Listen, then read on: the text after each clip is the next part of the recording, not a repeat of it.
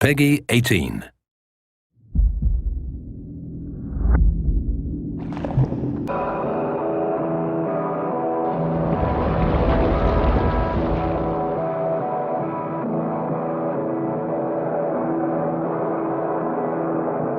"12 dreams for the Red Queen under crown of stone.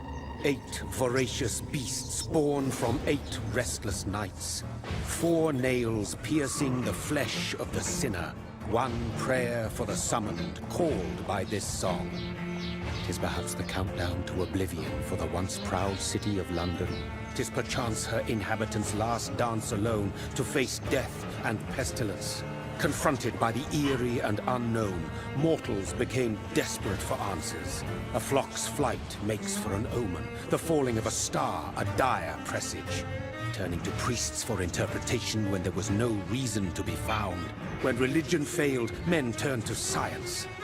I saw them build such vain cities, crafting machines made for endless war. New questions flourished as old answers withered. What is darkness but lurking sun? What is wall but enslaved stone? What is glass but tortured sand? What is song but a call to arms? What is hate but jilted love? What is life but death pending?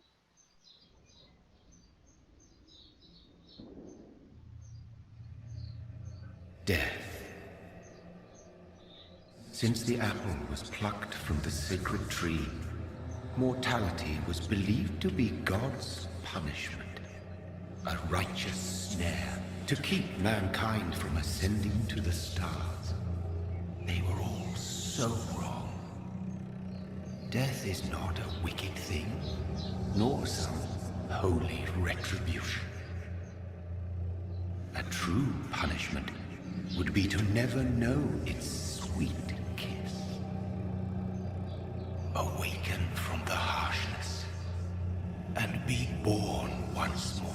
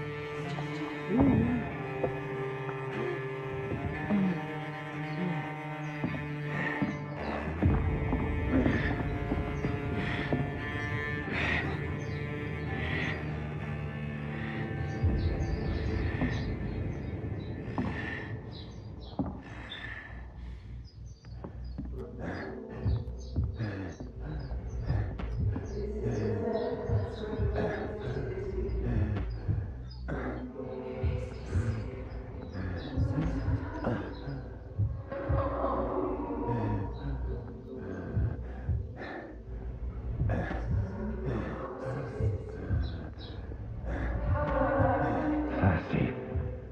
So thirsty.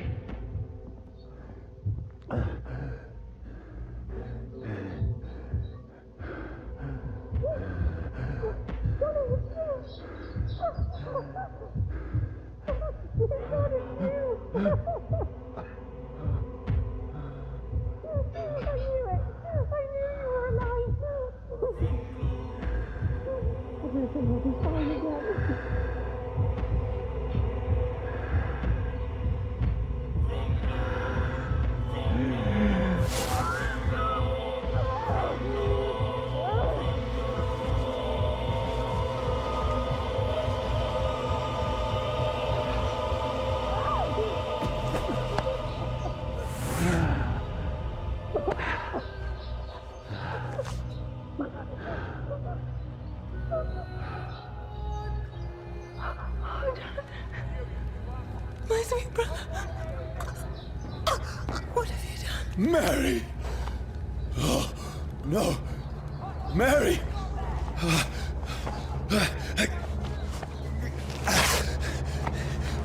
Hold on! Please, hold on! Oh, God. Oh, no. Mary. Mary.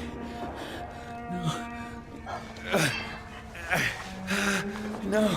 No.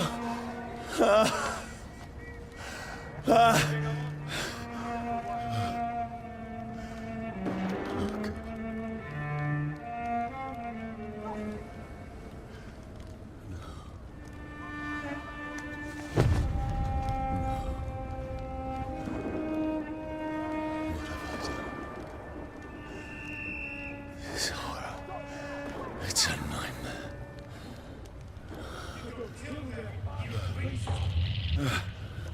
No! Please, a moment, let me explain!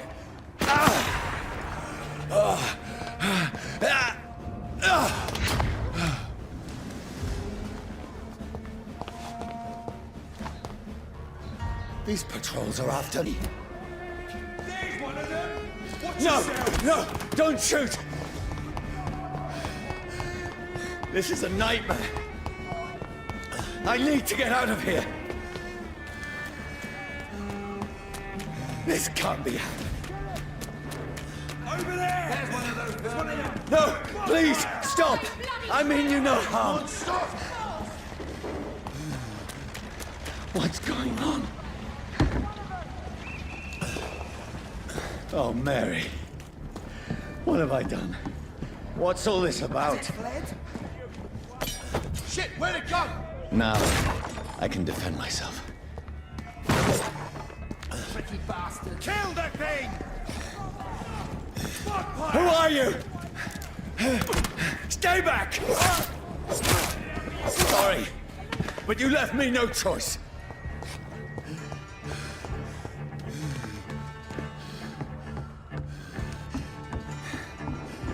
Who are you? Stupid beast! Don't stay alive! Sorry.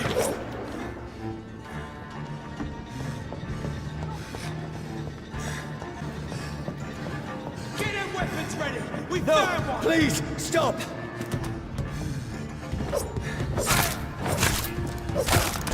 Who are you? There's one of them vermin! What do you want?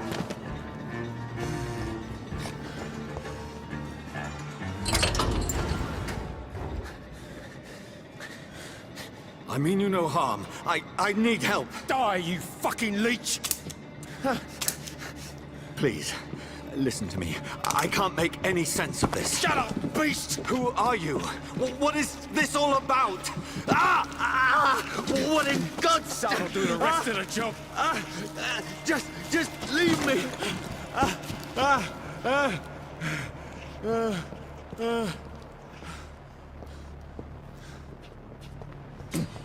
The sun. It feels like it's burning me to the bone. I need to find somewhere to hide. Right now! Let me go!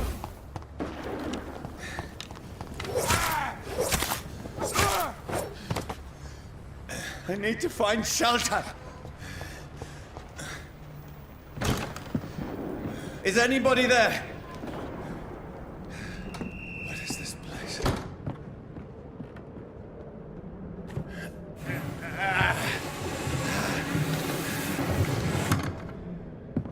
The place seems abandoned.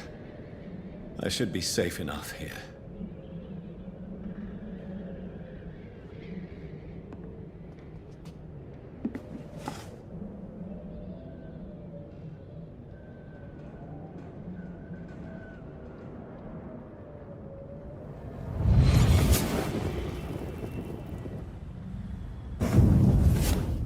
Brother, what have you done? Mary! Mary! Mary, I'm sorry. Whoever did this to us, I will find them.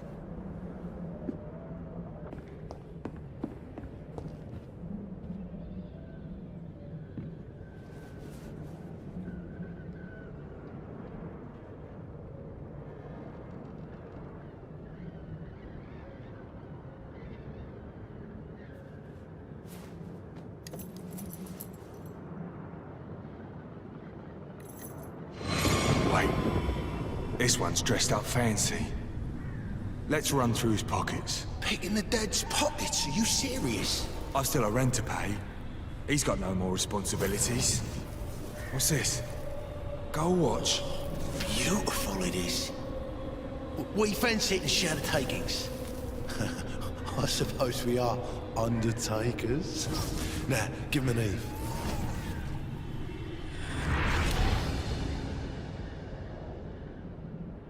That's impossible.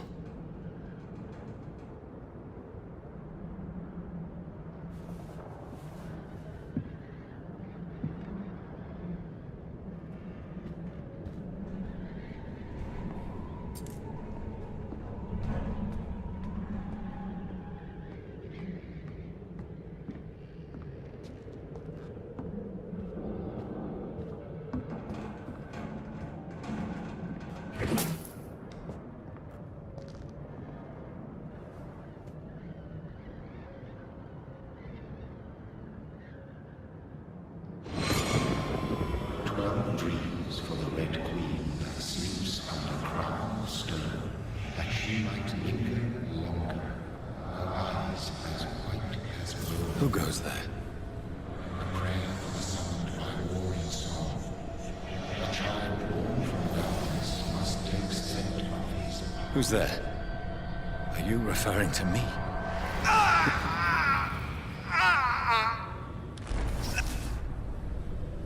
No! No! I still have so much to accomplish.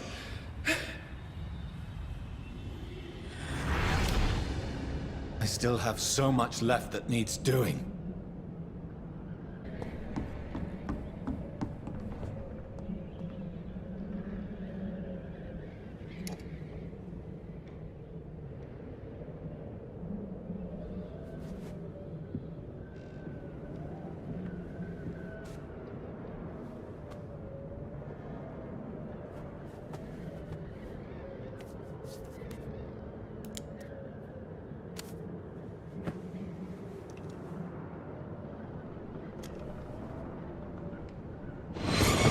Johnny, this one's lost. We need to leave. And now! No! There's time. I can save him. That's the enemy coming! The orders are to evacuate the hospital! Done. He'll live. And now what? We fight. Killing is a hell of a lot easier than healing.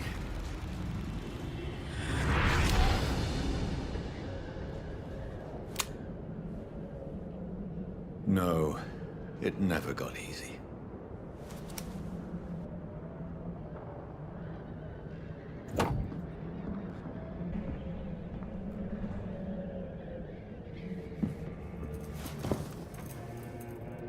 This makes no sense. None of it. No sense at all.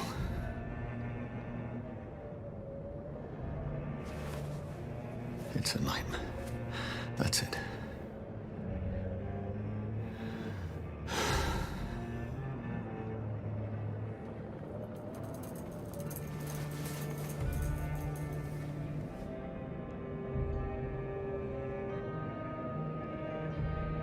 So be it.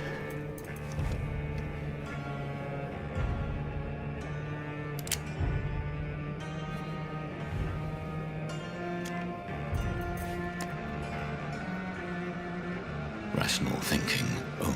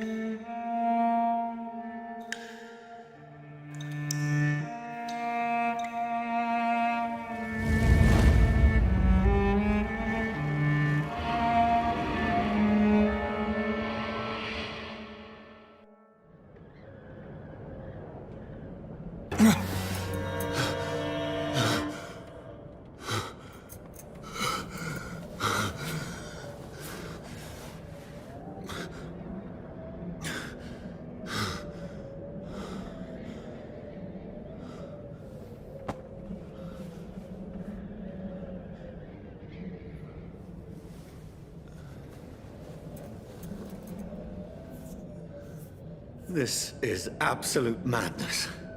I've lost touch with the real. Madness it is. As mad as the moon. Contains blinding sunlight into a glowing reflection.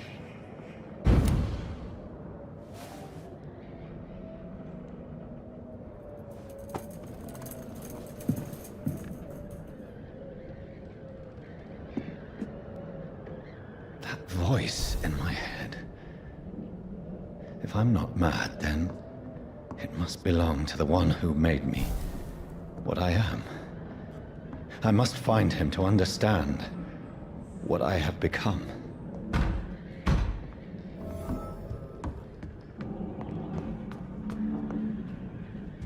Where is it? It's closed. These people want me dead. I need to leave now.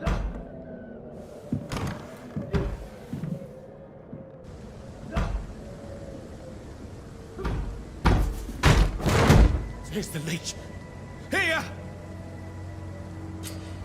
Come back, you!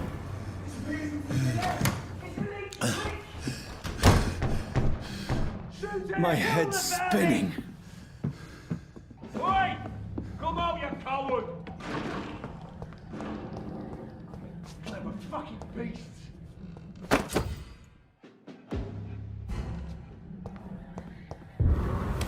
I'm still in Southwark.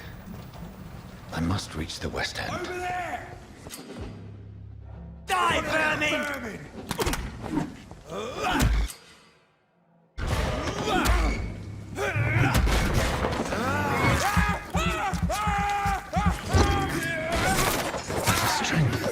A strength I never knew I had. Too strong!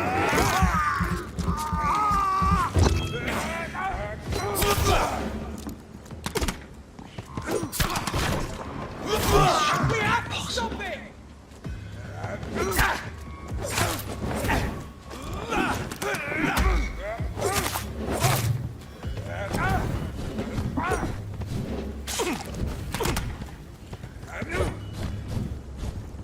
Every sinew, every fiber of my being is afire.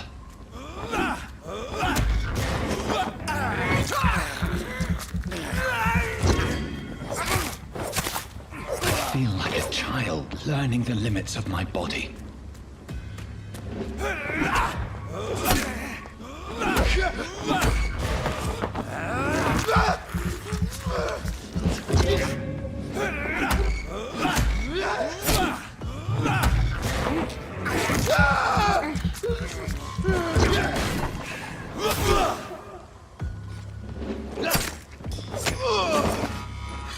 My strength, my reflexes. I'm not human anymore.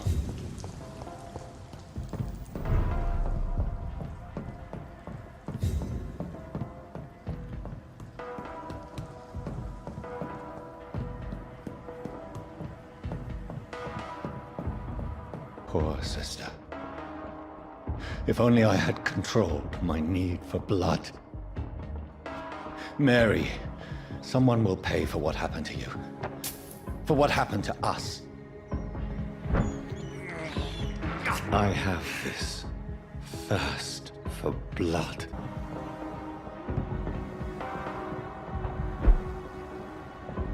The dizziness from the jump. I can now control it. Will London have to say to me? I've so many questions unanswered.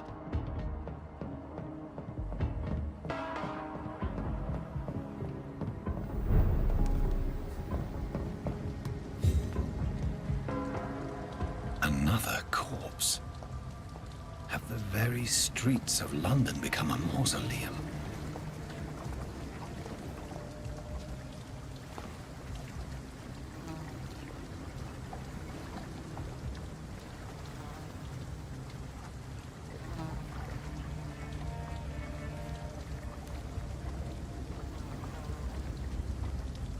The man has been drained of all blood, but I can still smell the scent of it. I follow the scent's trail, perhaps it will lead me to my assailant. Fresh blood. The smell is so strong.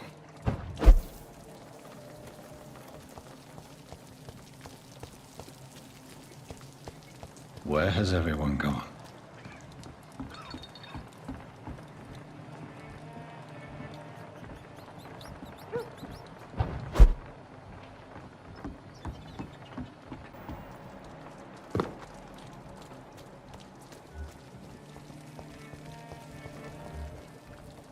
At last, a little life. My God, sir, you look like Jonah's whale just spat you out of hell. Can I get you a drink? No, thank you. I'm not thirsty. Well, grab a chair and get some rest. This is going to be another long night. I need to meet this man. I have questions. Just climb the stairs and knock on the first door. I heard him open his window, so I guess he's still awake. And, sir... Yes? No funny business, you hear me? This is a respectable establishment.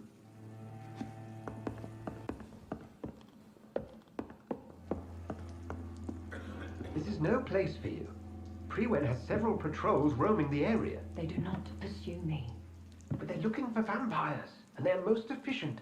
They'll not relent until the killer has been identified. I have a common objective, but I require... I think someone is eavesdropping. Are you certain? You might as well come in, whoever you are. Slowly, vampire. Who are you? I mean you no harm. Saith the vampire. Present yourself. I need a word with anyone.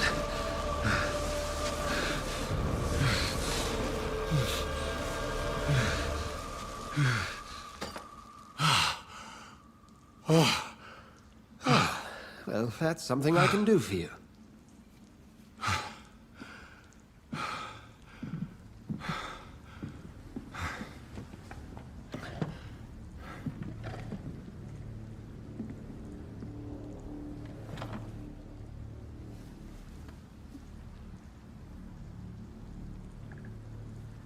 And who might you be?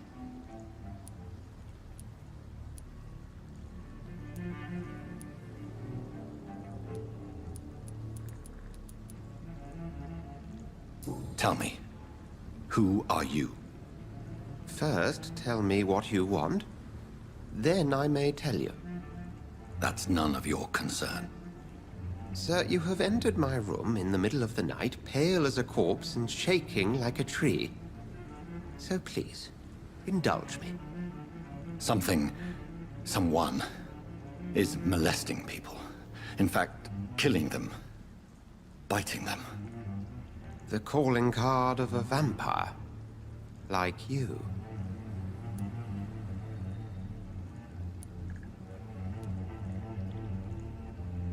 I've been hunted down in the streets and attacked.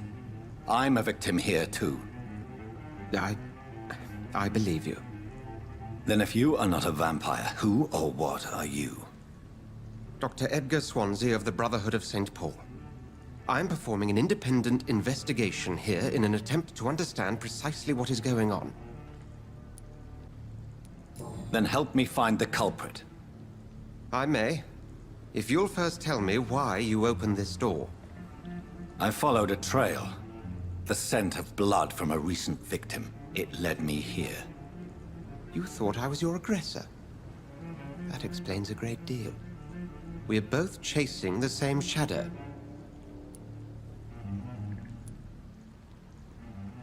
Perhaps. This is all new to me. I'm not even certain what I'm looking for. You should let me handle this affair. You've no idea what you're up against. No. I will find the monster. He is mine. How will you do any better than I? But then let me ask you this. What are your intentions if you find the killer? I will at last have the answers to my questions. Then I can only wish you good hunting. And pray we shall meet again.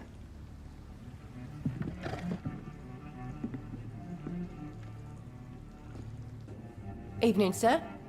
Can I help you? I have a few questions for you. Well, if you must. I spoke to Dr. Swansea. He's not the man I'm looking for. Now, I want the truth. The truth? What do you mean? I suspect that someone else was here tonight, and I don't think Tom wants to tell me about it. I'm just the barmaid here, okay? If Tom says you're the only visitor we had, then you're the only visitor we had. I can feel your fear, madam. Please, tell me what's going on. It's Will. William Bishop. He came in here earlier tonight and he... Well, I thought he was going to clock someone.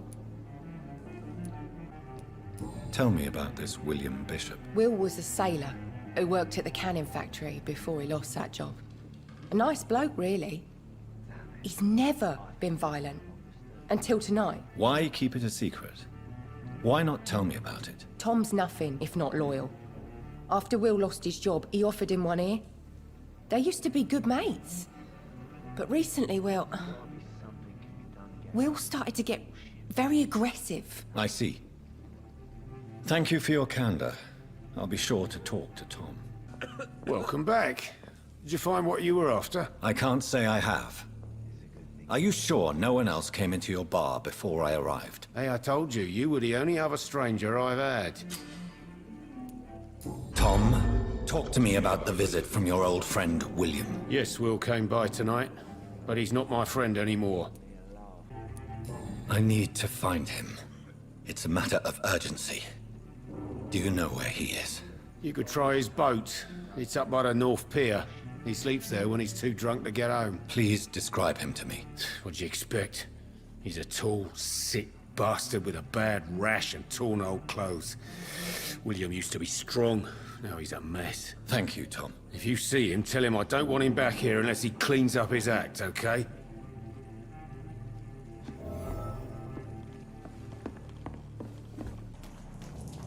Fresh blood. The whole building reeks of it. The scent is so strong it makes me dizzy.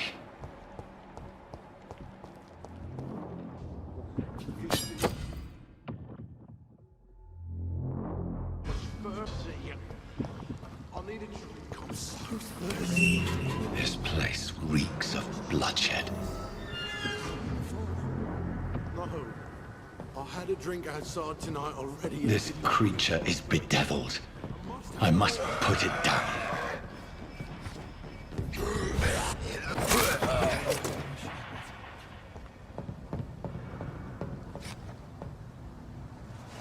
William was an honorable man. I could have saved him. Mr. Hampton, are you in there? I knew him well, another lost soul, a kindred spirit. Sir, listen to the sound of my voice. I'm a doctor. You're suffering from shock. I must return to my flock. They'll stray without me.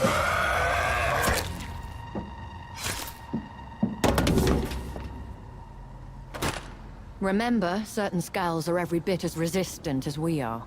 Who are you? What do you mean by skull?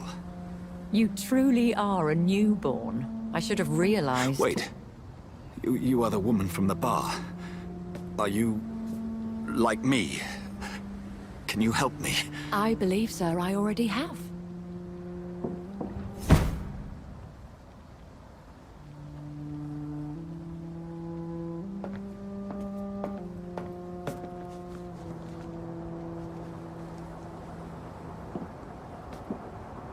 By George and the Saints, you've solved the mystery of these terrible murders. Patience, good fellows, I've come to offer help. Just give me a moment to secure my boat. We can leave this awful place. William was not the evil man they claimed. He was just taken by the thirst. He needed his drink. This man requires medical attention. We'll see he gets to the nearest hospital. No, please, I must tend to my fold. My flock needs me. There, sir. Go with the good Dr. Swansea. He's resourceful, and I'm sure he'll take good care of you. You'd best come as well. The sun is soon to rise, and you'll need a place to rest. I just need a moment. If I can learn something about what has happened to William, I'll be a step closer to understanding what happened to me.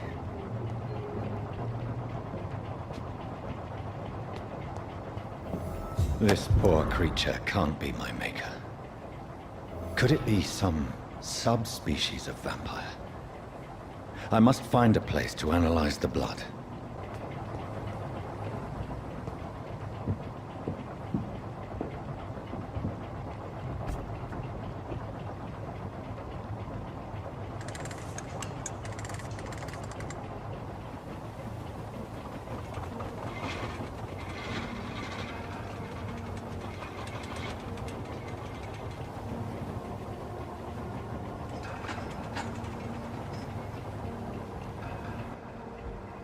Where are we headed?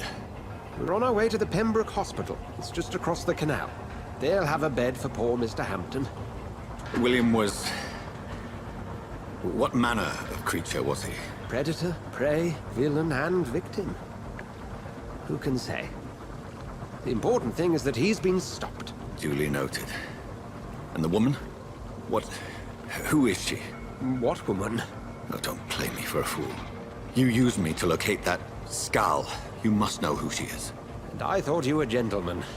You shouldn't talk about a lady behind her back, but I will tell you she values her privacy.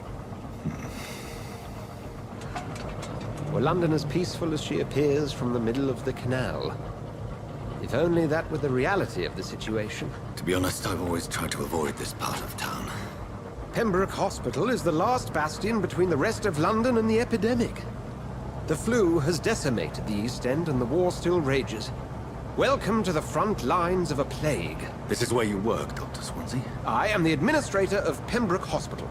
I thought you were here in service of your mysterious order, the Brotherhood of... Of St. Paul's Stole, yes. But first and foremost, I'm a man of science. A physician, like yourself, Dr. Reed. How do you know who I am? No need for modesty. You are Dr. Jonathan Reed. A surgeon of some caliber and renown, if I'm not mistaken. You are correct, sir. I knew it! I had my suspicions. But when you took the blood sample from the corpse of poor William, I was certain. Dr. Reed. Marvelous. Have we met? I attended 3 of your seminars before the war. I have the utmost admiration for your research. And what a turn of fate. England's most esteemed blood specialist returns to London a vampire. That word, again.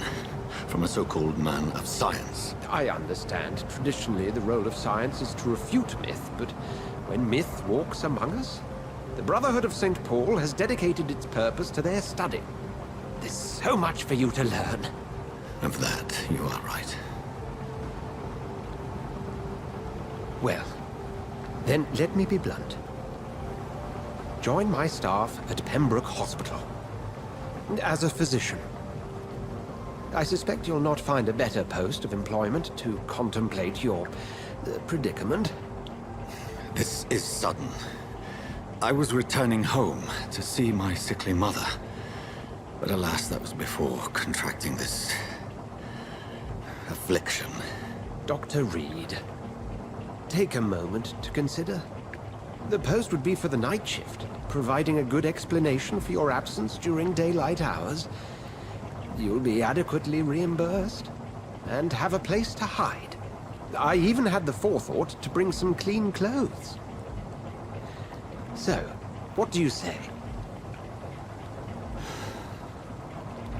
It seems I have little choice, but yours is a generous offer, so I thank you. Brilliant! Oh, Jonathan, this is one for the book, and the beginning of a beautiful friendship.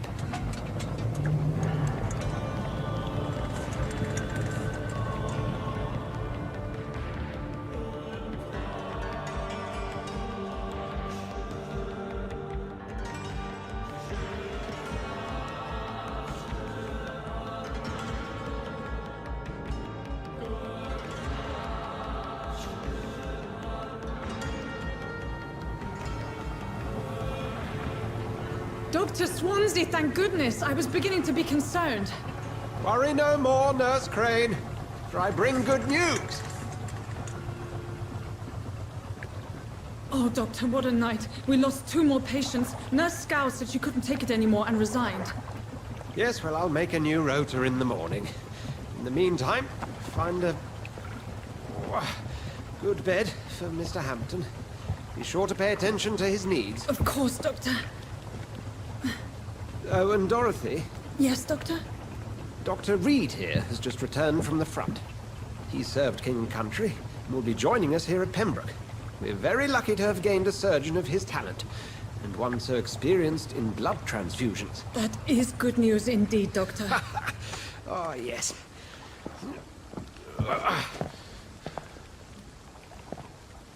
Here at Pembroke, it's not what we have, but what we haven't. It's only thanks to Nurse Crane and the staff that our ship doesn't sink. If you have any questions, just ask her. Duly noted. Thank you. Your assistance is required, Dr. Swansea, immediately. Welcome aboard, Jonathan. We'll catch up after my rounds. Coming, Nurse Crane. I'm coming.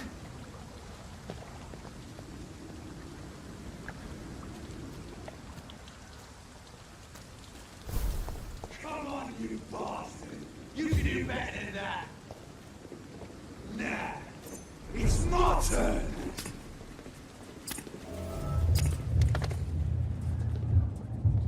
Rotten or crusty, each heart contains the seed of life.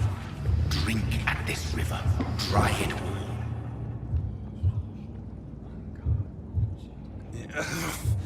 Oh, come on, you bastard! I won't bite. Sir, please. You've lost too much blood. Calm yourself. You think I didn't notice? Stop your staring and get me to an hospital, you arse! Insult me again and I'll put an end to your misery right now. All right, sorry.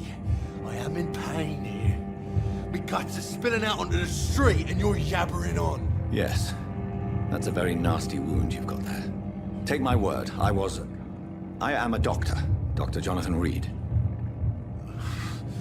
Name's Clay Cox. I'd appreciate you helping me to a better place, Doc. Follow me, Mr. Cox. Let me assist you to that better place.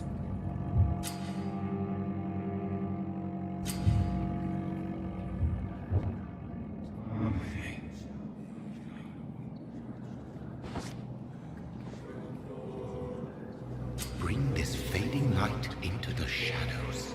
Dance with him the dance of life and death.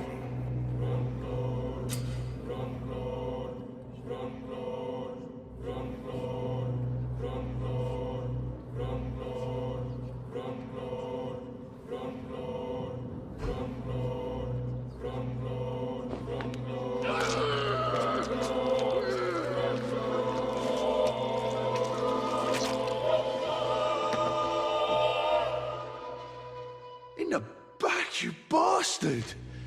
Didn't have the guts to fight me. Fuck you. I'll kill you. I'll kill you.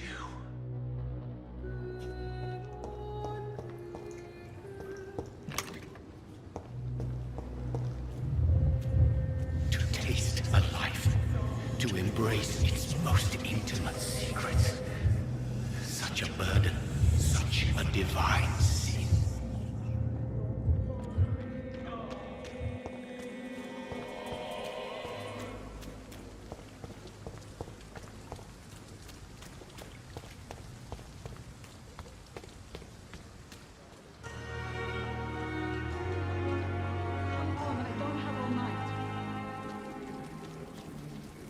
Doctor, where have you been?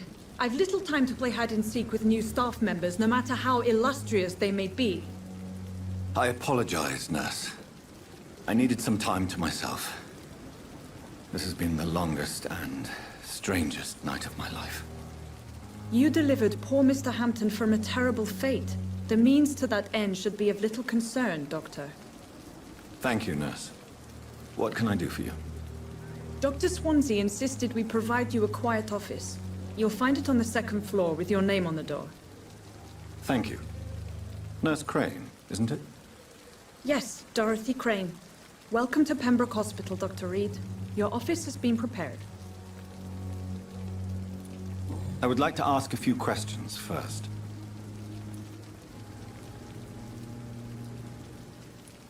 And Mr. Hampton, the patient we brought in, how does he fare?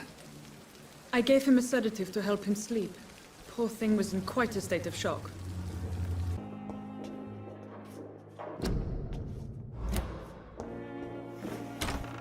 This must be the place. It's definitely away from prying eyes. Relegated to the shadows. A kingdom of my own. At least I won't be sleeping in a coffin.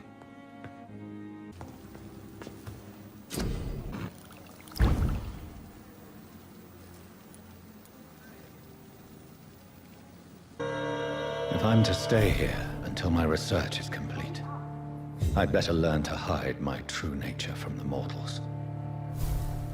But what about my thirst for blood?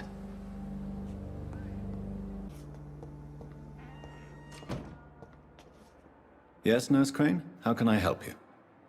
I'm so sorry. I know Dr. Swansea wanted you to rest, but we have somewhat of a crisis. A crisis, you say? Our supply of antiseptics is nearly depleted. I was hoping there was another box up here, but...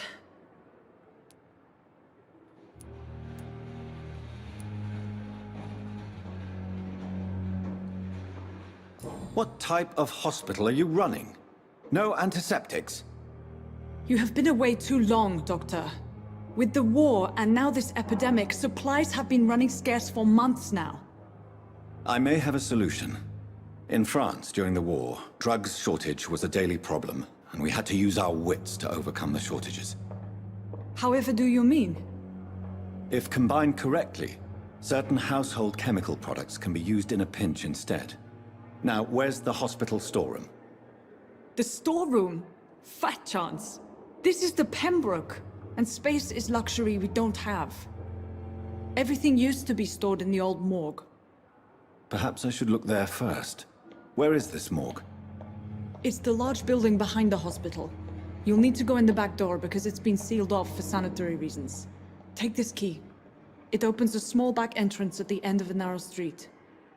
The abandoned morgue behind the hospital. A small door at the end of a narrow street. On my way, then. Thank you, nurse.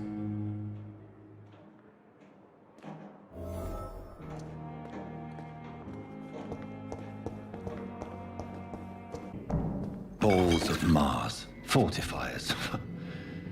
As popular as they are ineffective. But they do contain iron tartrate, and that might prove itself useful.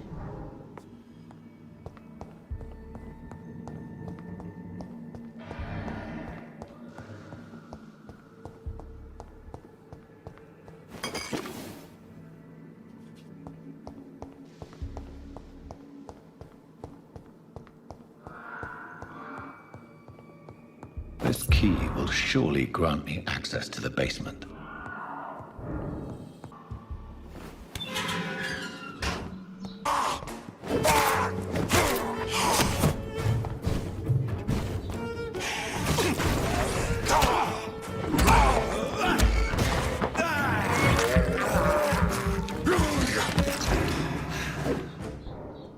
These scowls can be so ferocious.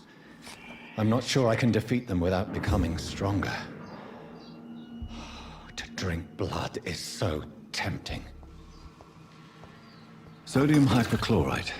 Dangerous to administer, but efficient in the proper dosage.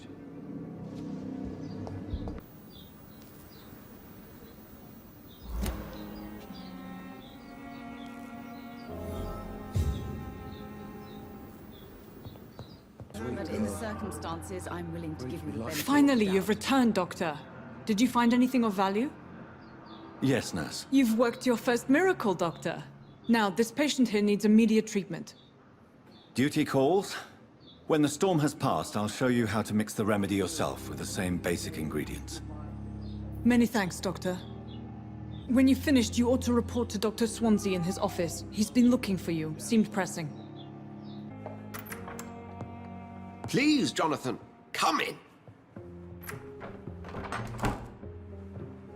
Fascinating, is it not? In the last decade, so many mysteries have been brought to light with our microscopes. The human body, biology's penultimate frontier. The more we explore its boundaries, the less we're able to trace a clear line between life and death. You, my friend, have a foot in both countries. The view must be vertiginous. It's at least as vertiginous as chatting about vampires with you, I would say. This must be all so new to you. This area of town, the hospital, a brand new life. How stimulating it must be. I wish I could share your enthusiasm, Dr. Swansea, but my condition defies scientific categorization. Undead? Unalive? Immortality defies logic. I cannot express my thrill at this serendipitous turn of events. The world's most eminent specialist in blood transfusions, a vampire. One might say a gift from heaven.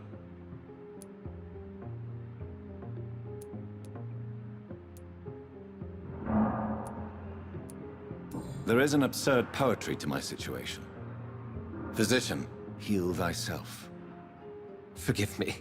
I've been an admirer of your work for a long time, and now you are so much more than a brilliant physician. And please, call me Edgar.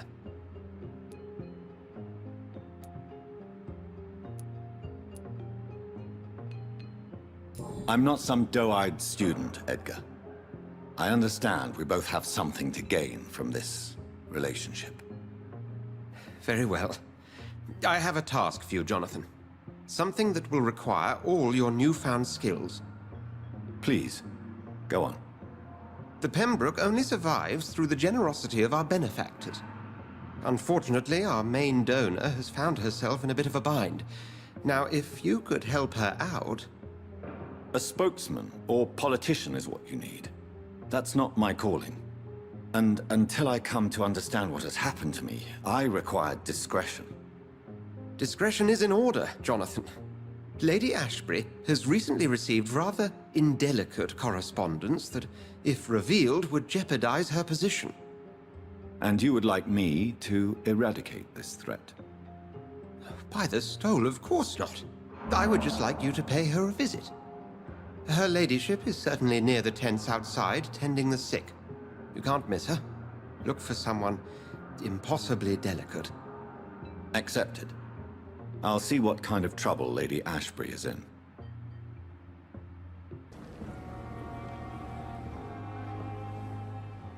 The flu took my dear wife, Emily. I take comfort knowing we'll soon be together again. Mr. Rainfield, that's no way to talk. You're in good hands here, and we'll be up again soon enough.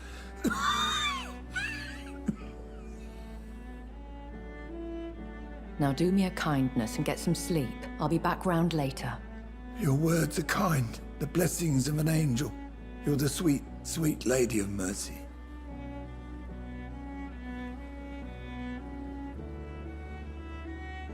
Good evening, Dr. Reed.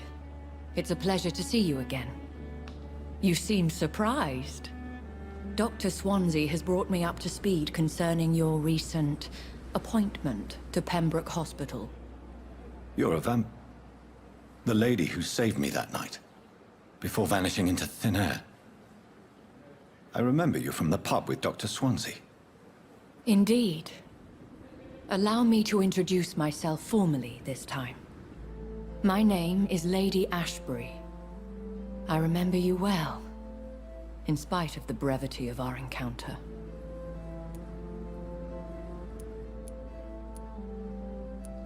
It seems I'm the butt of a joke, or pigeon of a con. Dr. Swansea might have told me who I was going to meet. I know you're a man of action, Doctor, but take a moment to contemplate the terrain. In this war, discretion is both weapon and shield. I hope you're more disposed to answer my questions now. You must have countless questions, but our rather urgent matter first. Swansea has explained. My cover, if you prefer, has been compromised. Please continue. Every detail is essential. I'm your man. My embarrassment in this matter is eclipsed only by my shame at having put the hospital at risk. The threat from our anonymous scoundrel is clear. A list of dates. My visits coinciding with the dates of suspicious patient deaths due to massive blood loss. Is it true? Now aren't you the blunt one?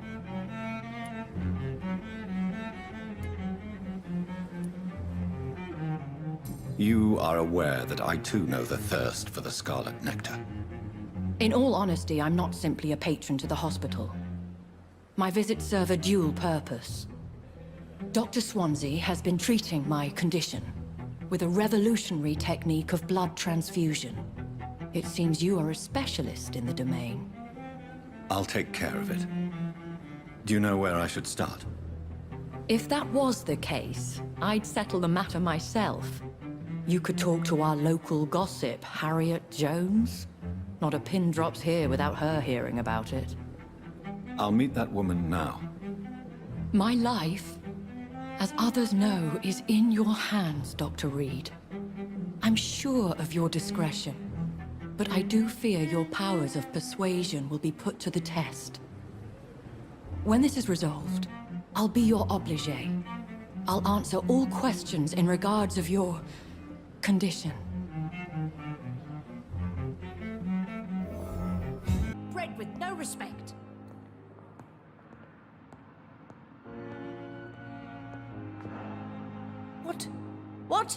What is this?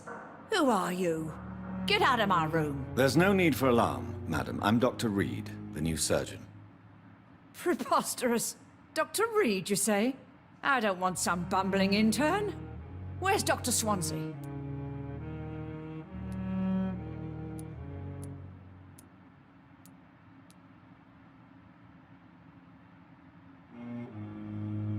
Please, calm down, madam.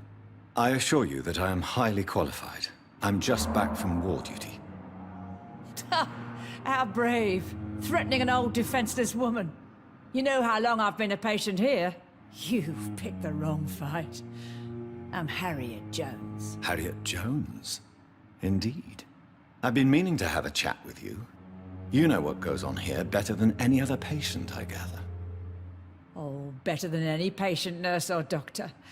I've seen so many vile undertakings. I heard there have been some despicable goings-on.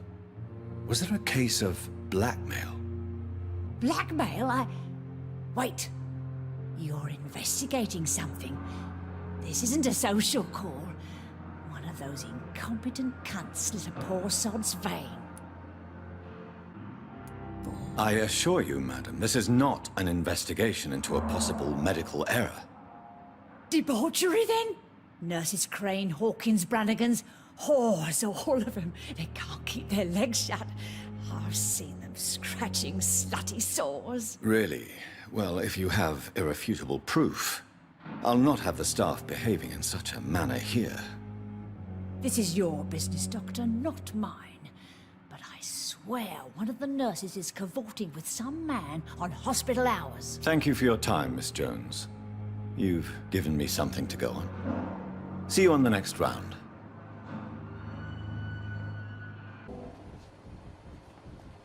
Don't worry. What must I do?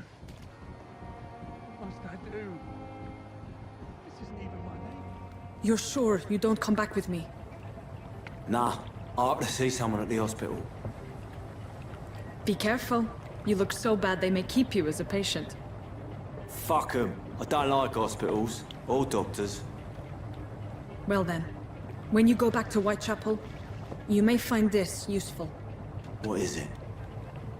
A pass for a free medical exam by the best nurse available. Just read it.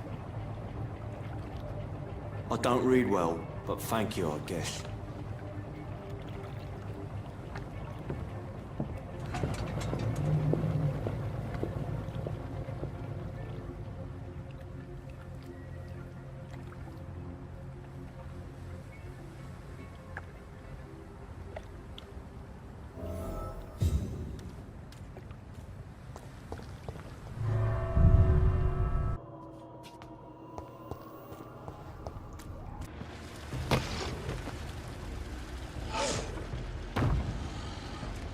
What sort of creature is this?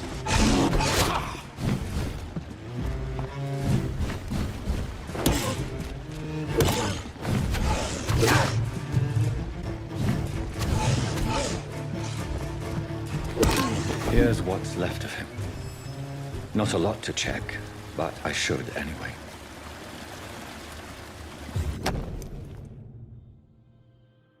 Some voucher for a free checkup in Whitechapel. What is Nurse Crane up to? I really must find her.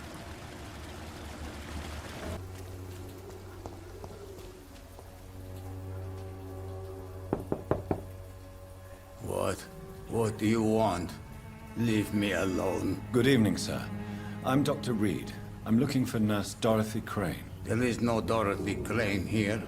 Now goodbye. I'm afraid this medical leaflet says the opposite, sir. Really? Well, I'm afraid I'm going to close this door right now. Go bother someone else, Mr. Doctor.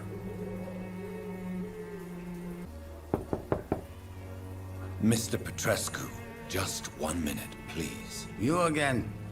Go away. Sir, wait.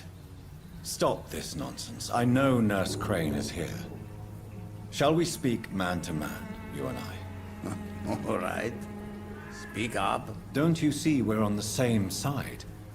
We fight to help the poor, sick, and abandoned. I'm nothing like you, Mr. Doctor. Yes, you are. You too believe in providing medical care without charge.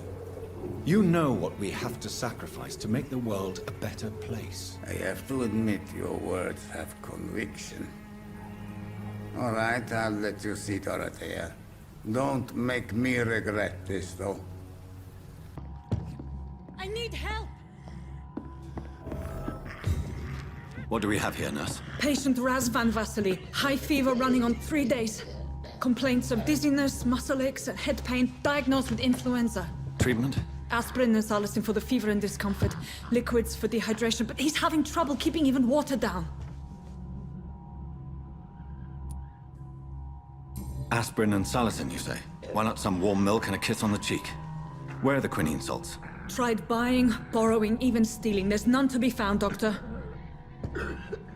He's not convulsing, he's choking. He's not getting any air. Scalpel! Hand me that scalpel! What can I do, Doctor?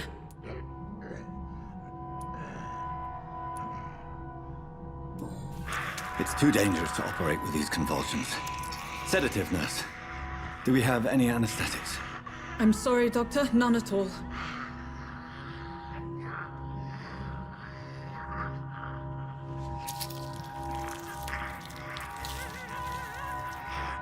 I need to perform a tracheostomy. Short pipe. That rubber tube will do. We're going to cut a passage for air through the neck. Yes, Doctor. He's breathing again, but he's coughing up blood. Internal hemorrhaging.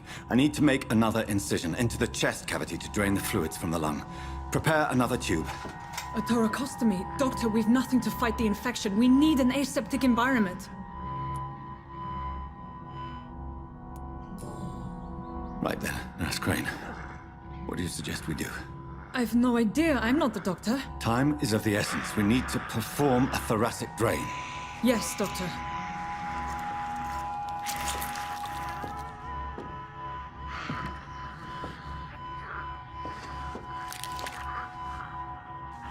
He's still bleeding, Doctor. I'm losing his pulse. The drain must have punctured the intercostal artery. There's too much blood. Are you all right, Doctor? I can't see.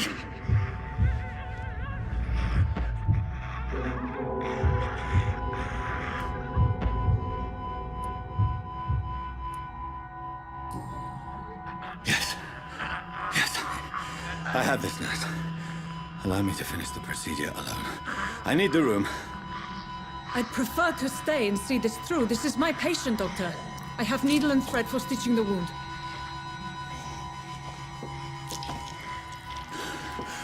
Good. The stitches are holding. How's he doing? We're losing him. We've lost his pulse. He's dying, Doctor!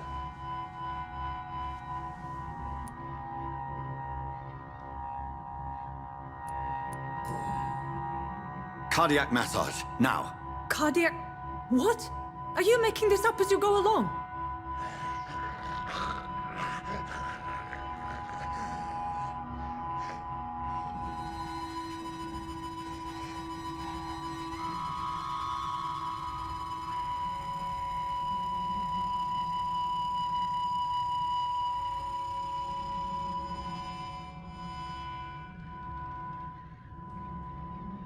We've lost the pulse. He's gone, Doctor. Nurse, we did everything we could. You're a butcher, sir. A sick and heartless butcher. This was not an influenza-induced seizure. I've never seen symptoms like these on the continent. Neither have I. But the previous symptoms leading up to this attack were the same, indistinguishable from the epidemic.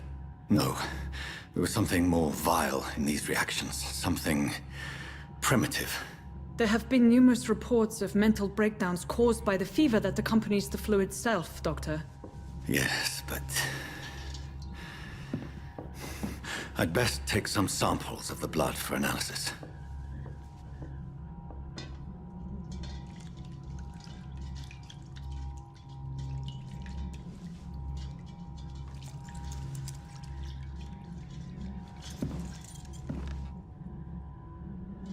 I doubt you're here to test my bedside manners.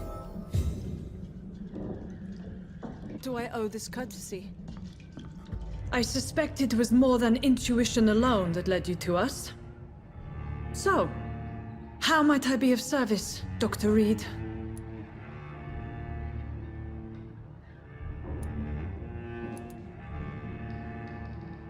I've come to put an end to this insufferable blackmailing, Dorothy. Doctor, you think your warnings scare me? I've stolen and plied, blackmailed and lied, but what else am I to do? I'm all these people have.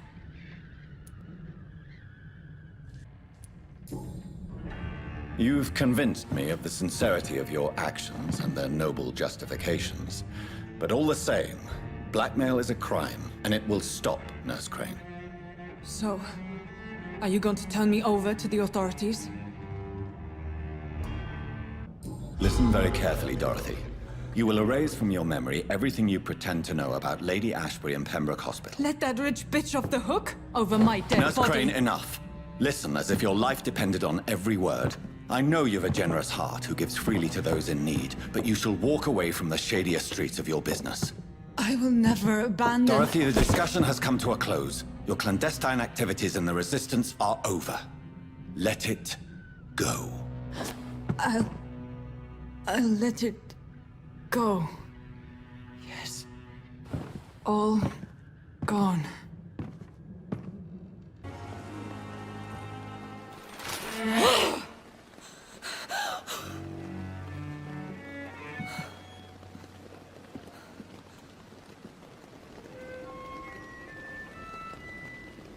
I would ask you to avert your eyes, sir. Or did you not know it was rude to stare? I knew it. Speak up, Dr. Reed. I like a man who speaks his mind. What prevails in the end, I wonder? The desire for blood, or to be of service to man? Spare me your sarcasm, Jonathan. You are but newly born in this world. So in the end, the accusation was true, wasn't it? The situation is somewhat awkward nonetheless. I have not been observed sustaining myself for many decades. I have to say I'm a trifle embarrassed. Anyway, I have concluded my inquiries concerning your blackmailer. I see. Please excuse my agitated state. Under normal circumstances, I wouldn't let anyone see me in this condition. The case is closed, your ladyship. The person who took advantage of you has, shall we say, seen the error of her ways. So who was it? My lady, the blackmailer was dealt with using the utmost discretion. The culprit's identity is of no relevance. Thank you, Jonathan. That is exactly what I needed from you. You have proven your loyalty, so, as a friend, please accept this small token of my appreciation. Thank you, my lady. If you have an inclination to learn more about vampires or your current situation, I will be glad to aid you in your quest for knowledge.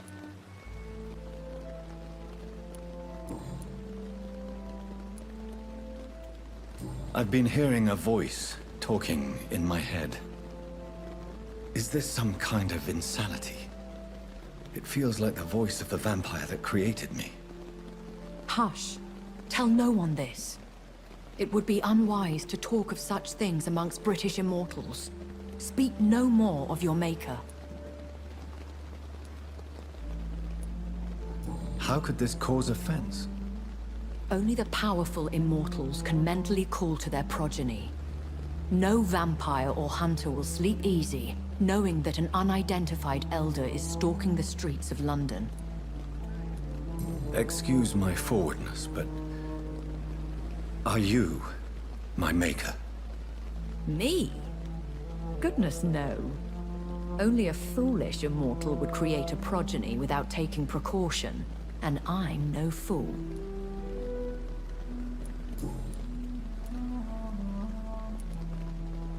I don't understand. Why was I created and then left for dead? That is a question only the one who made you can answer. It's not normal practice. I doubt even if you find him, he will answer you, considering how cruelly he treated you. I'd like to avoid creating another vampire by mistake anyway. Tell me, how is it done? The process is dangerous. It could even kill your potential progeny. If you did decide to sire an offspring, they must drink of your blood, Jonathan. So me being a vampire could have been a mistake? I very much doubt it, Jonathan. Contrary to the legends, it is not as simple to make another vampire by just biting someone. A vampire? Is that what I am?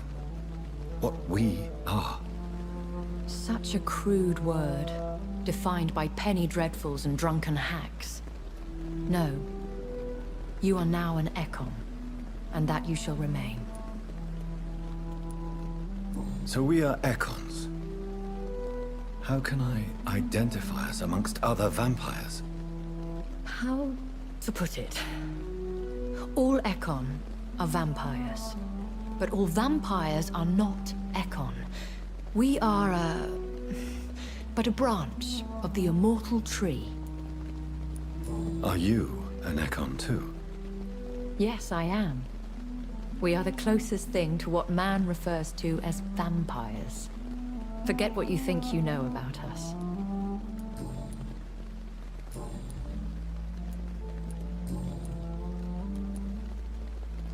When I awoke, changed, I was chased and attacked by vampire hunters.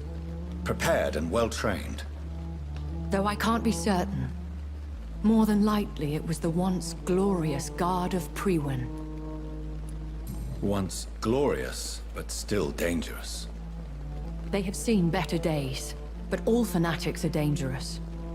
You would be wise to stay clear. They are sworn to destroy our kind. You make them sound like some sort of cult. More a society. And like all the best ones, a secret society. I thought them almost gone, but it seemed they have been recruiting. I've been away from London and England for 3 years. This isn't the city I remember.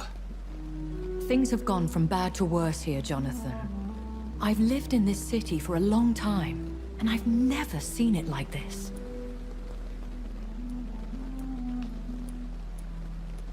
The Spanish flu has hit London that bad. Yes, but it's not just that. I've heard things. Things I've not heard for a very, very long time. There are whispers in the shadows. Something far worse than the Spanish flu is here in the city. What is it you fear? Fear has long since flown this form. But there is something malevolent circling us. I feel fear is merely waiting in the wings.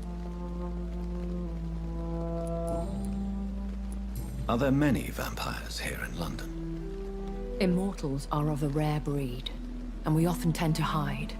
But you may occasionally meet some of us at night. Do you know any of them? Have you an idea of the identity of the vampire who attacked me? You mean your maker? No, Jonathan, I have no clue. But I fear he or she is as careless as cruel. to let you discover your new condition by yourself. What do you mean? Every now and then, you may discover an immortal in the deep of the night. But we are a rare and reclusive breed. Our progeny is almost never accidental. Will they all be as affable as you, my lady? I do not see why not.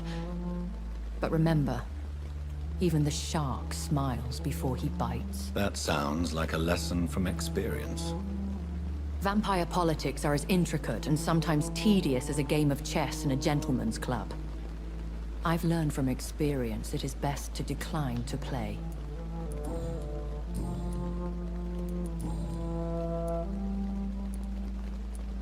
Why did you save me in the canning factory?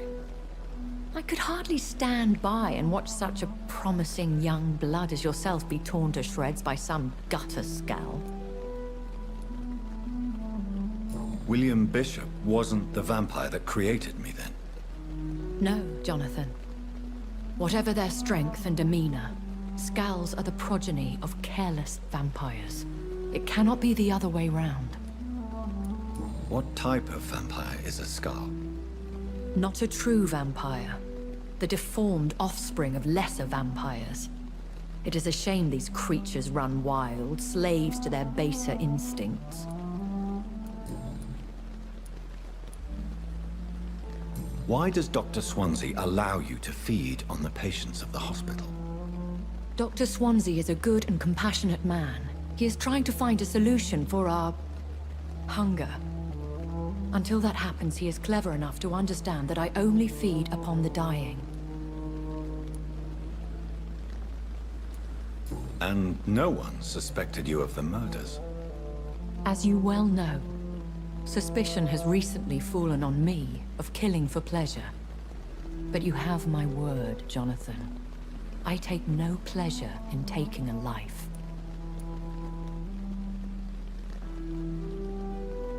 What do you know about this Brotherhood of St. Paul's Stole? The Brotherhood is well known amongst London Vampire Society. As long as our kind is discreet, and as long as they do not interfere, we have come to a mutual understanding. And no one suspected you of the murders? As you well know, suspicion has recently fallen on me of killing for pleasure. But you have my word, Jonathan. I take no pleasure in taking a life.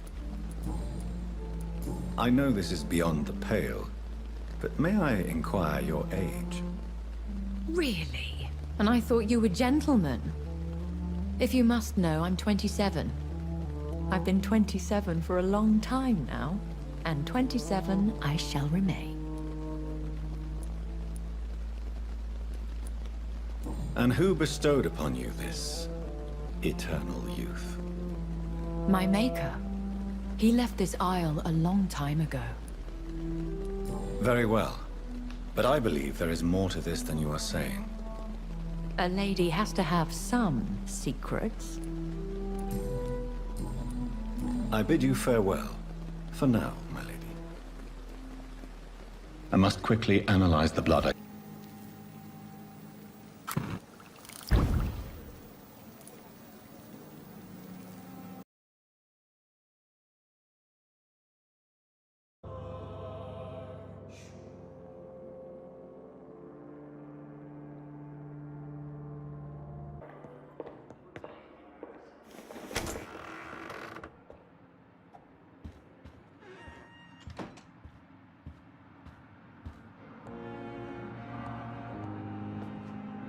Evening, Edgar. Could I get your professional opinion? Please speak, but I have something important to tell you. This strain of flu, it's very different from the one I saw in Europe. It's downright peculiar. Really? What makes you say that?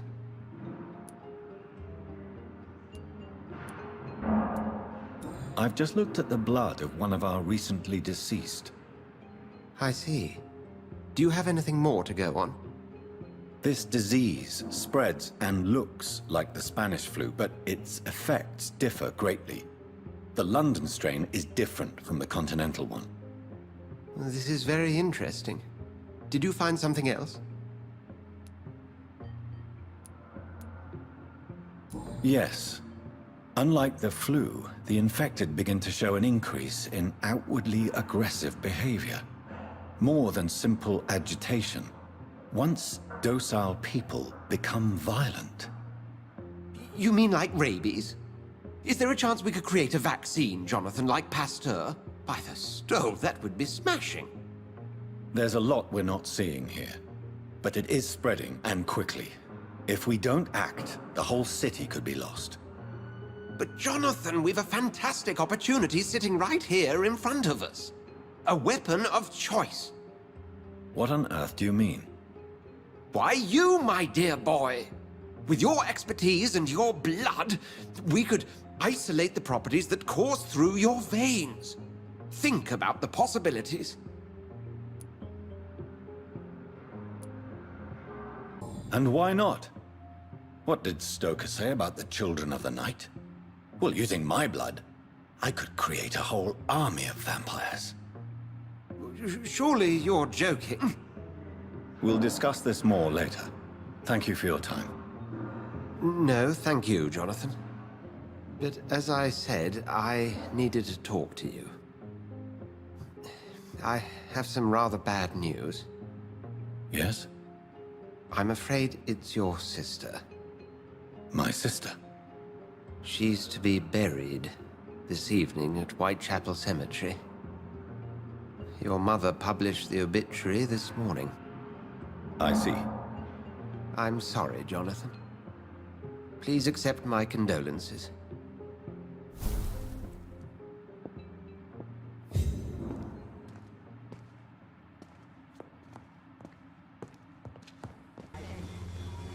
Good evening, Mr. Petrescu. What are you doing here? I could ask you the exact same question, Mr. Doctor. Now leave me alone. I heard what happened to Nurse Crane. How do you feel, Mr. Petrescu? Everything was going well until you arrived. Dorothea helped people and will be sorely missed. Maybe you should consider the bigger picture. We may not have the same approach, but my priority is the safety of London's citizens. So you put an end to the operation. Did you put an end to Dorothea as well? You seem to have a lot on your chest, sir. What's wrong? I heard you are a famous surgeon. Tell me, what did you do to Dorothea? She was so bright, so clever. Then you made her an empty shell. I didn't use drugs or medical trickery, Mr. Petrescu. All I did was talk to Nurse Crane. I promise you. But what happened to her then? After you left, she did not even recognize me. Then she got careless and sick, and I had to flee.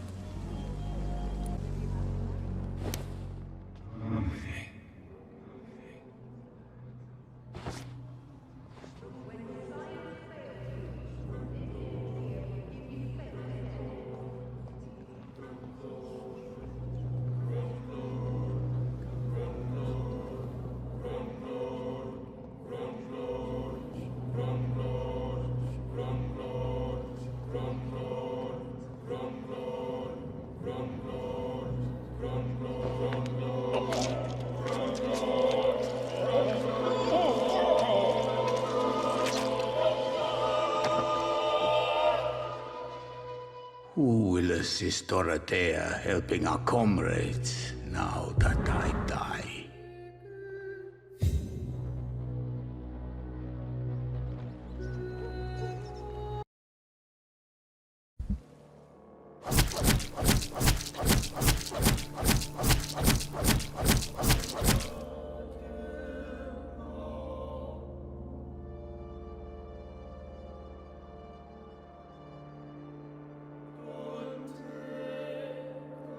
Since I can't reveal myself to my mother now, I must find a discreet spot to attend the ceremony.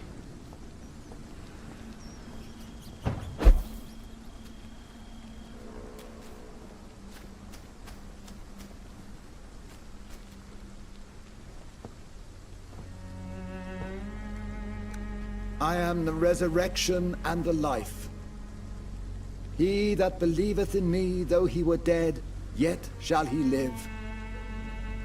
And whosoever liveth and believeth in me shall never die. We commend unto thy hands of mercy, most merciful Father, the soul of our sister departed, and we commit her body to the ground. Earth to earth, ashes to ashes, dust to dust.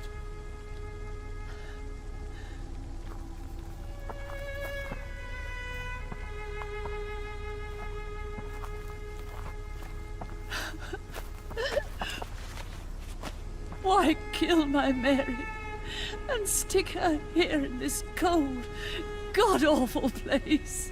These are the legal requirements for the epidemic, madam.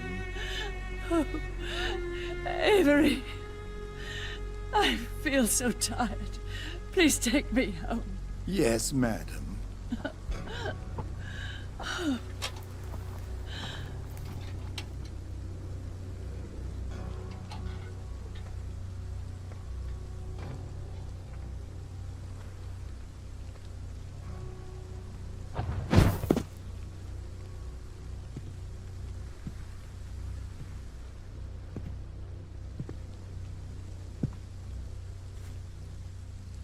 Oh, Mary. What have I done?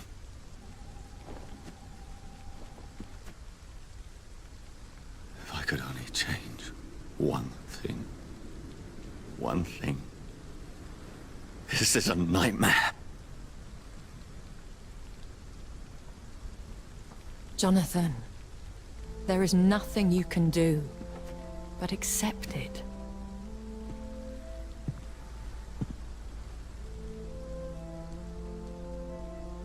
What brings you here? I thought you could use the company. I am so sorry for your loss, Jonathan.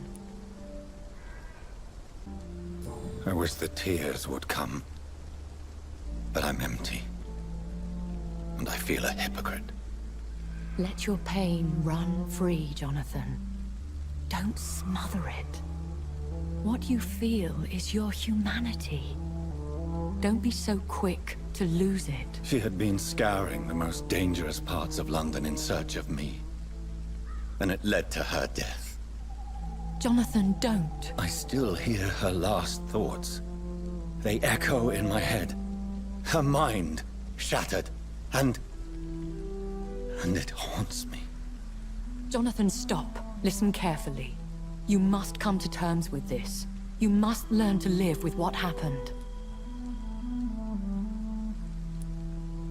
How is it possible? Tell me. Is it so easy to take a life every night, and then just smile and nod at those you spared? Don't you see?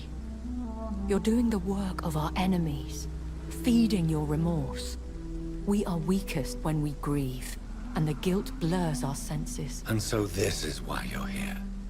To warn me. You've felt this pain yourself. You too have endured this. I don't want to lose you, Jonathan. I've lost so many friends. Loved ones I cherished. Pray for Mary's forgiveness, if you must. I'm not a religious man. You should know that. This is not about you forgiving yourself. This is for her. This is you telling Mary how sorry you are. What should I do then? St. Mary's Church is not far from here. Go there and make your peace. Find the solace you need. My lady wants me to confess. No, Jonathan. It's you who wants to confess, I think.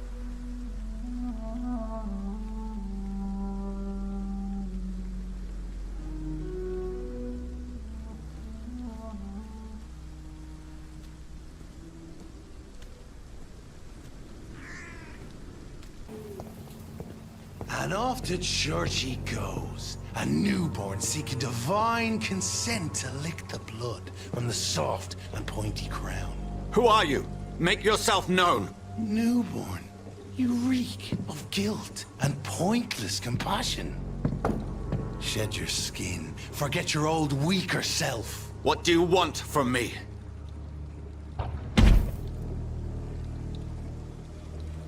Ascalon does not approve of lone wolves who bring unwanted eyes to our pastures. So your name is Ascalon? Ascalon's will is vampire law. Learn them, abide by them, or I shall return as your judge and jury.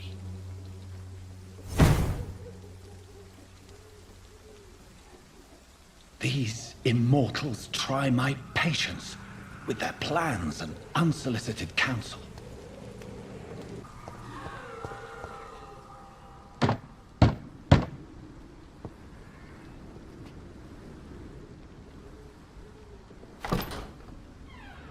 Yes? What is it that you want? I'm sorry to disturb you at such a late hour. No worries, my son. I'm still quite awake, having just returned from a funeral. Yes, I know. I've forgotten what I wanted. I don't know.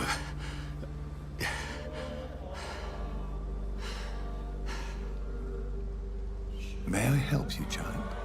You seem somewhat perturbed. I haven't the strength to cross the threshold. I wish to pray, to cleanse my soul. The church is shut by order of the bishop. But I'm still the vicar of St. Mary's, if that is any use to you, my son. You seem to me a good soul, Vicar. But this is a personal matter. There are no secrets from God, my son. If your heart needs comfort, consider me your chapel. For I can be as silent as stone. I've words for one departed. They're not for living ears to hear. Your eyes burn with rage. Yet I see the pain that lies beyond. I am here to lighten the burden of all God's creatures. Whatever you tell me is between us and the Lord. Very well, priest. As you seem quite adamant. Open your heart, my son. Tell me what burdens you. With whom do you wish to speak? She was my sister. You seem so troubled by the loss of this girl.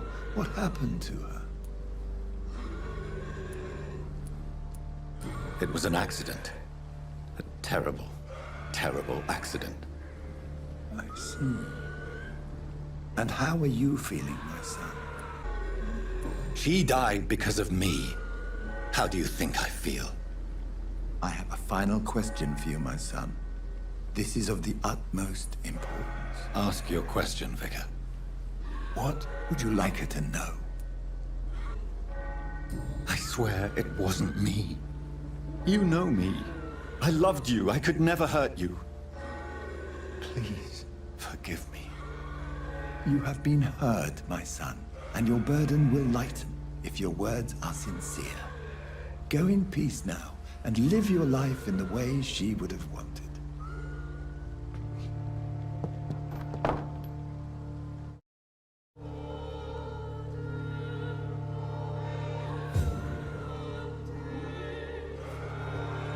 Whatever happened on this dock is between my sister and I.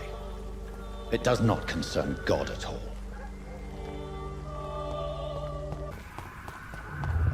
Remorse and pain are precious when binding you to the earth. You. I remember you.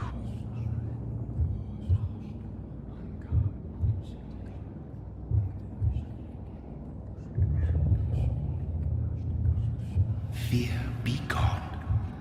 I would harm no child of my making. This is your doing. You made me. Made me this creature. What are you? I am the land. You are our champion. Riddles and rhymes. You took my life. Now you insult my mind. Be stilled, my child. I bring understanding. What is it you seek? This age is sickly. An ancient An older rage, brewed in a cauldron newly forged. This has something to do with the epidemic. Seek truth, my champion. Defeat the serpent of knowing with iron spur.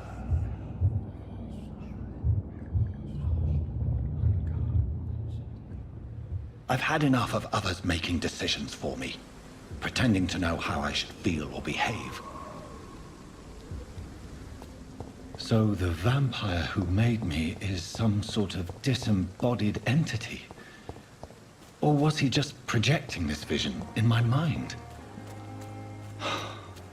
Maybe Edgar can help me with this one.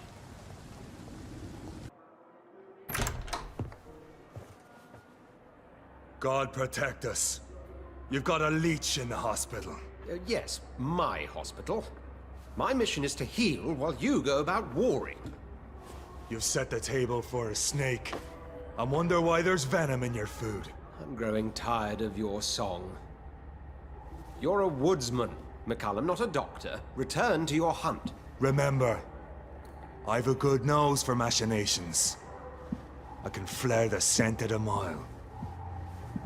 You can't hide from the god. Leave him, Jonathan. This is sacred ground. Neutral territory. And I just had the carpet cleaned.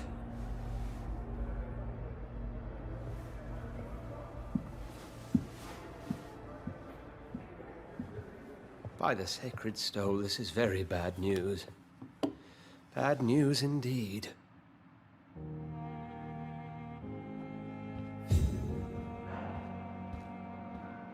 What happened? The hospital has been attacked. We have injured patients, at least one dead and several missing. This has spiraled out of control. Even the most infirm are asking to be allowed to return home. We cannot have the people lose faith in this institution. This hospital is their only hope. Of course, you're right. But we cannot afford a public scandal. It would ruin us. We must restore order, and quickly. You mentioned a dead patient. Who is he? She, Jonathan. She was Miss Harriet Jones. I found her room like a slaughterhouse. Blood everywhere. The duty nurse is taking care of the mess. Very well. I'll help you. Jonathan, please. I can't rely on anyone else. And this concerns you as it involves vampires. Someone has taken advantage of our more liberal tendencies here. In what way? Jonathan, I may turn my head when you or her ladyship indulge, but I will not allow this place to become a nest for street feeders. Please then, tell me. Sean Hampton, the man we thought we'd saved at the docks. It seems he was infected after all. So Hampton became more beast than man. Exactly. And now Guard of Prewen suspects the hospital of vampire activity. Do you realize what that could mean for us? Rest assured, I will protect you and your staff. McCallum is a fanatic. The Guard will stop at nothing. You don't know what they're capable of, Jonathan. Very well. Since I brought Mr. Hampton here, I will put an end to this. Sean Hampton lives and breathes for the well-being of his flock. There's no other place he would go but the docks.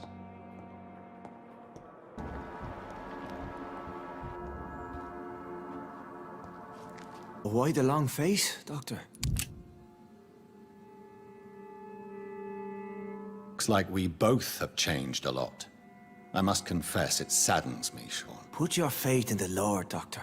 He has a plan for all of us.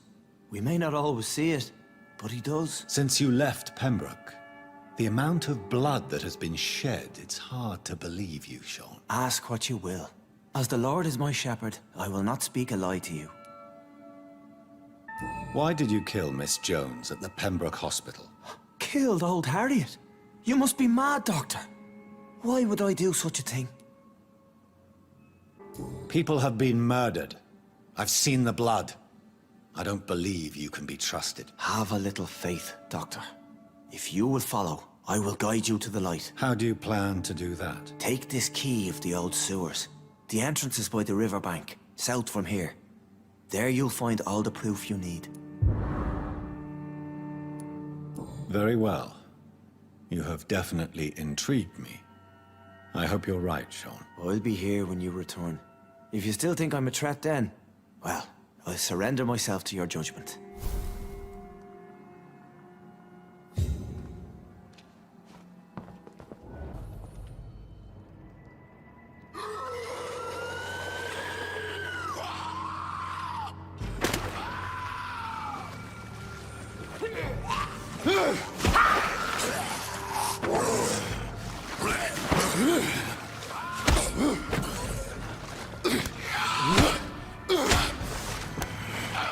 These maggots have escaped the wrath of Ascalon for too long. It is time to purge the sewers of their filth. You again! The one they call the sewer dog. Hold your tongue, newborn, or I'll crush you like a maggot. You've let the beast consume you. Finally! A touch of lucidity. So learn to respect the laws of Ascalon! Your blood is now mine. Return to your apothecary and needles.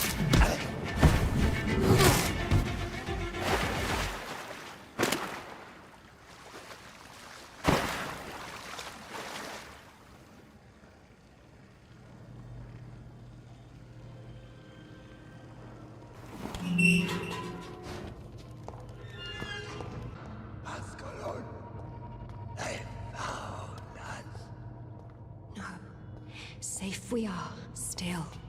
Drink now. Bless you, Bridget. This isn't the blood of a vampire, but it will quench your thirst.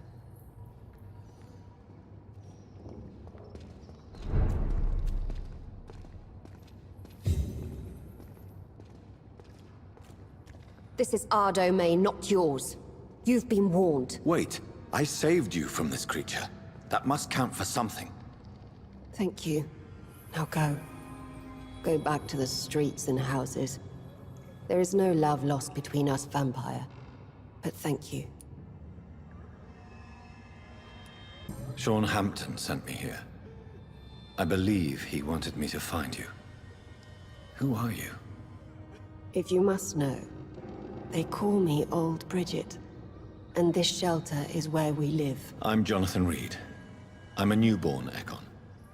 I'm afraid I'm not sure what's going on. I shall not bend a knee, young Ekon. But I sense your pain. Ask, and I will afford you my attention. So is it you that Sean Hampton sent me to find? Perhaps. The sad saint was always kind to us. He must trust you if he revealed our location. Sean is a Skal. All those I've encountered have been violent, crazed creatures. How can he be any different? Maybe because he is the sad saint. Or perhaps because I am Old Bridget of the Sewer Skulls. Sean killed a patient of mine. And that's just one of the murders he's being hunted for. If you refer to Harriet, she is now among us and under our protection. Harriet Jones is alive. That's it. That's the proof Sean wanted me to find. I must talk to her. No. Harriet is not alive. But you can speak to her. I must warn you. She is fragile and may not receive you warmly. I don't understand. She is filled with bile and hate. Her mind is sharp as a tack. But her body is so weak. I've never seen its like before. She is resting in a room on the far right of this hideout. Thank you. I will bear that in mind.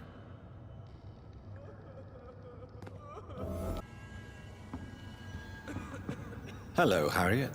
Do you recognize me? Yes, you were from the Pembroke Hospital. The young doctor.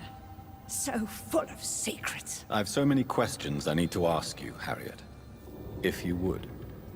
I love questions. As for the answers, you may not like them.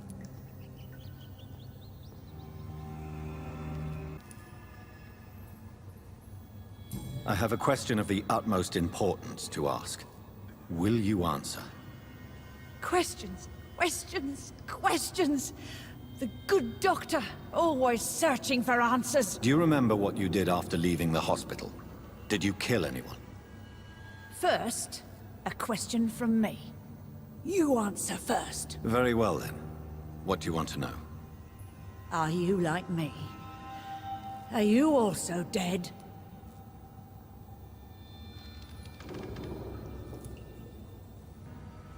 We are similar, but not the same, Harriet.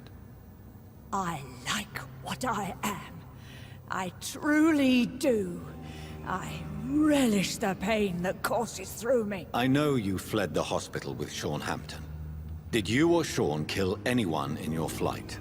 Anyone? Try and remember. I will not lie. I wanted blood, and I wanted revenge, and Sean pulled me from it. Brought me here instead. But the shadows heard my prayers. The shadows killed that bastard. Shadows? Tell me what you saw. The shadows. They heard me and answered. Something in the deep darkness. Quick. Deadly. It asked me if I wanted revenge. I answered, yes. And these shadows, this presence, do you still hear it? Was it a vampire? Did Sean see it? It spoke only to me, and now it is silent, but it is born of hatred. And it will kill again. And it hates you, Doctor. Oh, it hates you. What makes you say that? It whispered your name, Dr. Reed. It wanted to know who you were and where you went. Questions about me? What did you say? Nothing, Doctor. I said nothing. There was nothing it didn't already know. Oh, I'm tired now. Let me rest.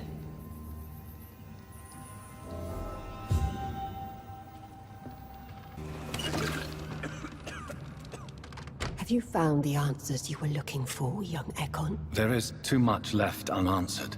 So many questions. Get to know us. Spend time with us. And I may be willing to answer more questions. What manner of creature is Harriet? She is different from everyone else. I really don't know. I'm not even certain she is a skull. I've no idea as to what blood made her. What is a skull, in fact, in your honest opinion? The progeny of a vampire, disavowed by her maker. Perhaps a fruitless branch of a noble tree. A word used to enslave us. I cannot say. You mentioned that vampire blood has tremendous potency. You believe it to be stronger than your own? The vampire's sweet blood. That rich, dark wine that we crave. For it made us, and it can sustain us. I thank you for your time, madam. I must go back to Sean Hampton now. Your kindness has been ample payment, Ekon. To protect us, I'll close the access to our hideout, but you can use our shortcut to reach Mr. Hampton's shelter. Just follow the arrows. Thank you, old Bridget. I hope we'll meet again.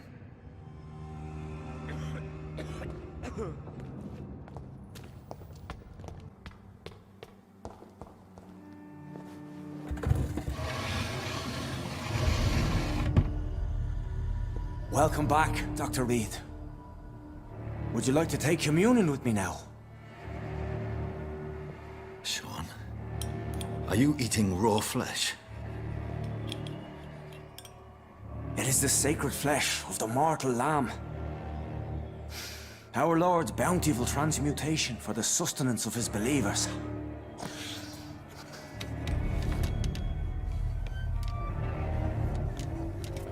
Thank you, Lord. I am your most humble servant. So, true to your word, you waited for my return. I told you, Dr. Reed, I was a man to be trusted. Did you have words with the poor Harriet? You make no distinction between the living and the skulls, do you?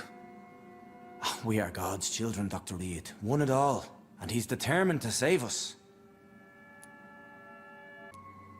Harriet, Miss Jones, has been behaving in a most violent manner. She's going to need special attention. That's precisely the reason I brought her here. To meet old Bridget. She's the guide Harriet requires. Harriet is possessed by her hatred. You cannot let her roam free. She's dangerous. She has joined her own kind, Doctor. Old Bridget is a saint to the younger Skulls, guiding them to salvation and peaceful existence. I believe I've learned all I need to know. I'm certain you've killed no one, but one day I believe you'll cross the line. Logic is a false prophet. Faith is the only path to salvation. What do you mean? We have been blessed with God's eternity. We are the instruments of his divine will. We shall feed the hungry forever and ever. Amen. I haven't the luxury of being able to satisfy my hunger on staunched blood and lifeless flesh. Give yourself over to God, Doctor. Expel your urges and kneel before the Lord in praise. These urges... You know the hunger will never be satisfied. I've come to embrace the everlasting craving. I have sworn to feed only upon the flesh of the dead. It is now my sacrament. Take, eat. This is my body. So saith the Lord. My discoveries. Vampire blood would enhance your metabolism, perhaps even heal you. If what old Bridget says is true, I'll give you some of mine. I'd rather not. It would be extremely awkward. You have no choice, Sean. It's the only way to protect your Cheptel, those still amongst the living. No, Dr. Reed. God made me this way. Who am I to disobey his will? You believe that God's plan was for you to be abandoned at birth? The Lord works in mysterious ways. I can't imagine God intended for you to be molested by a priest in an orphanage. Drink, friend. No. I said kneel and drink. Now.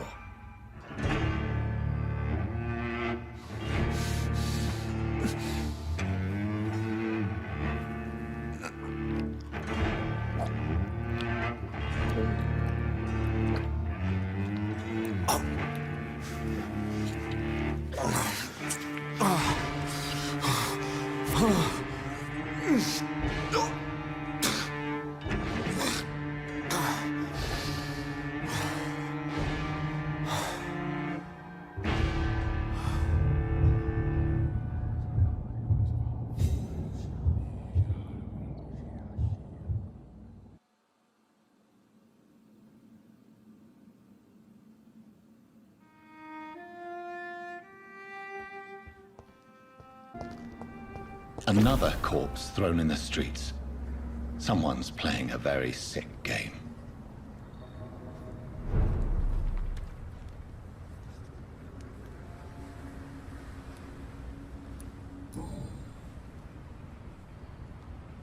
I know this brooch. This is my mother's. A birthday gift from father.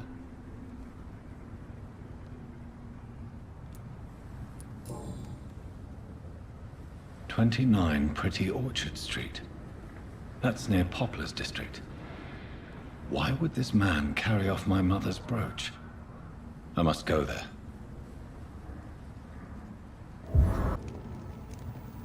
29 Pretty Orchard Street. This is it. What's in there for me? There's been a fight here. This window was shattered with violent force. Someone's been pulled through it and dragged through the street. Who could have done that?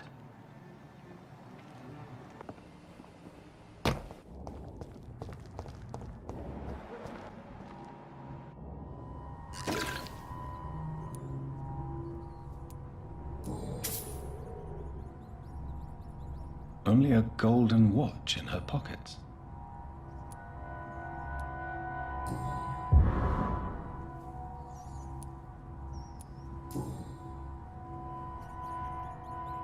Her shoes and clothes are quite worn out.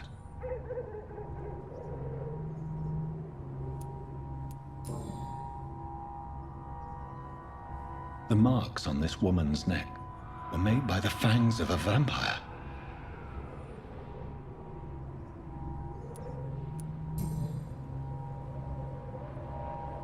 This is the very flower my mother tossed on Mary's coffin. Someone is targeting my family.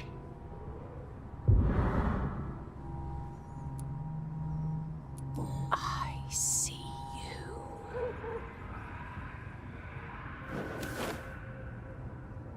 Right then. It's a sick game. But given no choice in the matter, I might as well win it.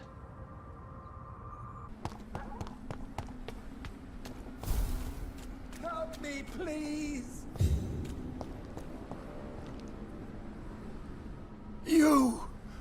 What have you done? Vicar Larrabee, what happened? Demon! Hell Scourge! Son of perdition! Vicar! Jonathan is no demon. He's just a loving son, returned from the dead. Like your Christ, Vicar. Mary, it has been you all along. Oh, it's me, all right. Precious brother. Why did you lure me here? I'm gathering the family. For a final reunion. All smiling, all dead. Thanks to the good Dr. Reed. Mary. Mother? Say hello to your son. Hello, Jonathan. Mother, What do we have here, Mother? The prodigal son has lost his tongue. Our Jonathan always had the first and last word at dinner. The entertainer, the star of our show. Mary, let me explain. Shut up. It's my turn to do the talking.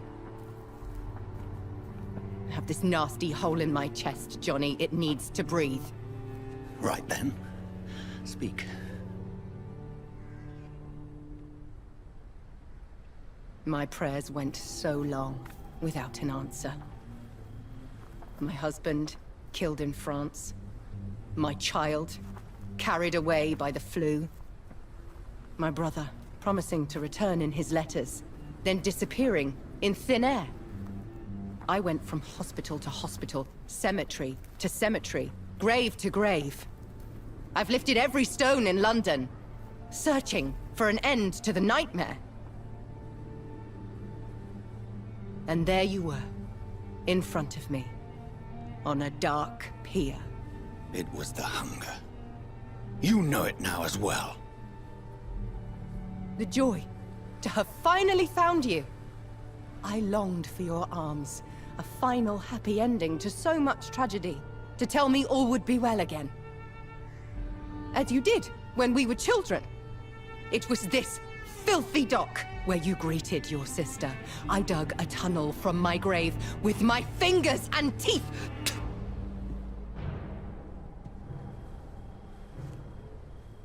Mary, I had taken your life before I realized it was you. I tried to kill myself. But you failed in your attempt. We cannot die, can we? We are a plague. I've watched you, Jonathan. You pull the strings and sever them. I've done what I had to do. I did not choose this fate. But I will have my answers. Ugh. There are no answers, Doctor. There's nothing left but pain and lies and treachery. Mary, wait! Time to go, Mother. Give my regards to my son. No! No! Oh.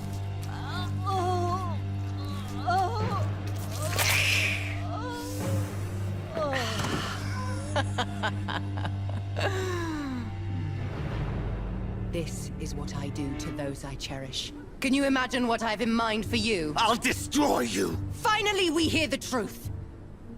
Dr. Reed, admit it. You're a monster who takes joy in killing, who relishes the chase, the secrecy of it all. I'm still a scientist. I shall find a cure for this madness. You lie to yourself. Confess your sins. Over the slaughtered corpse of our mother! Are those tears, brother dear? Your heart still bleeds with emotion. My dead heart has dried. You are mad. Oh, so that's what I am, Doctor. Mad? I was beginning to wonder. I've been hearing voices, one in particular. That of my dead brother. This is the reason I must kill you. Not for your betrayal. Not for our poisonous kiss. Not even for the lies you tell yourself. No. It's so that smooth and wicked voice will stop ringing in my head! I cannot let you kill again, Mary.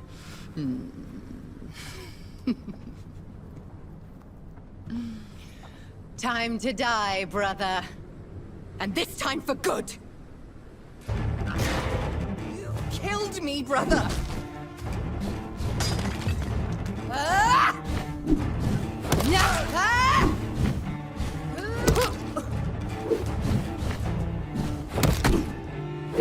Ah! Yeah!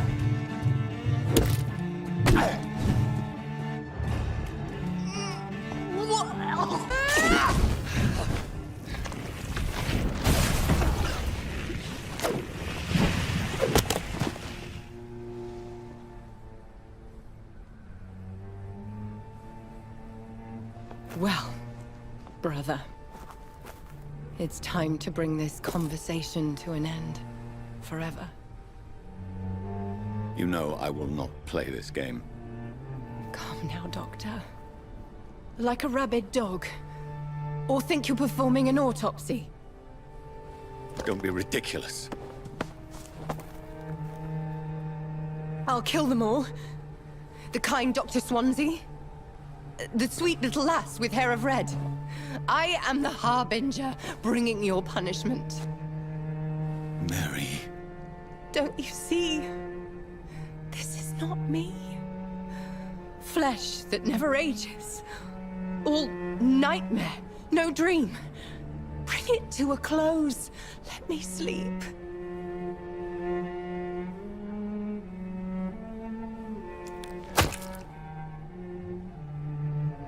I will find a cure, Mary.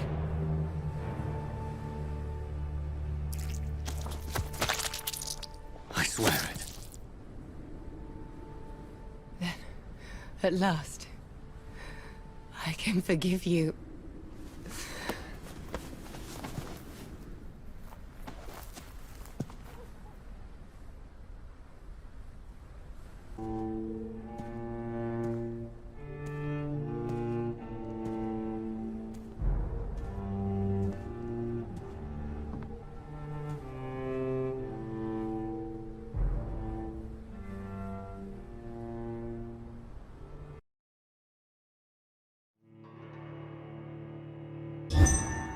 Blood.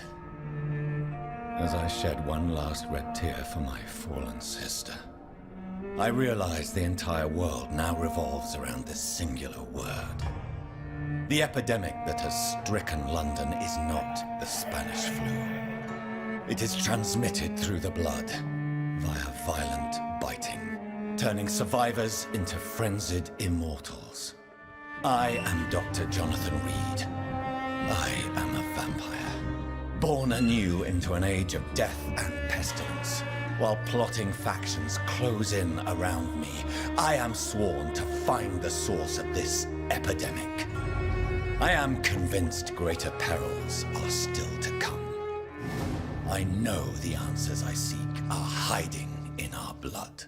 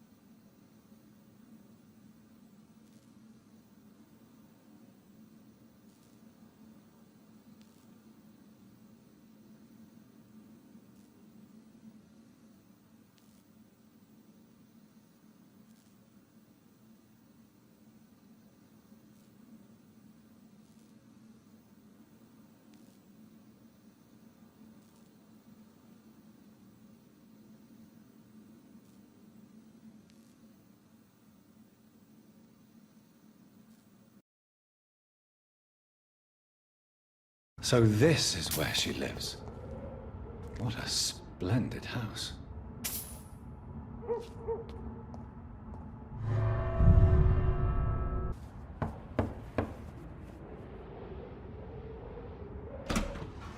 Dr. Reed, welcome. How are you? As good as one can be, considering the circumstances. Yes. Death and affliction seem prevailing themes of late. Please, come in. We have much to discuss.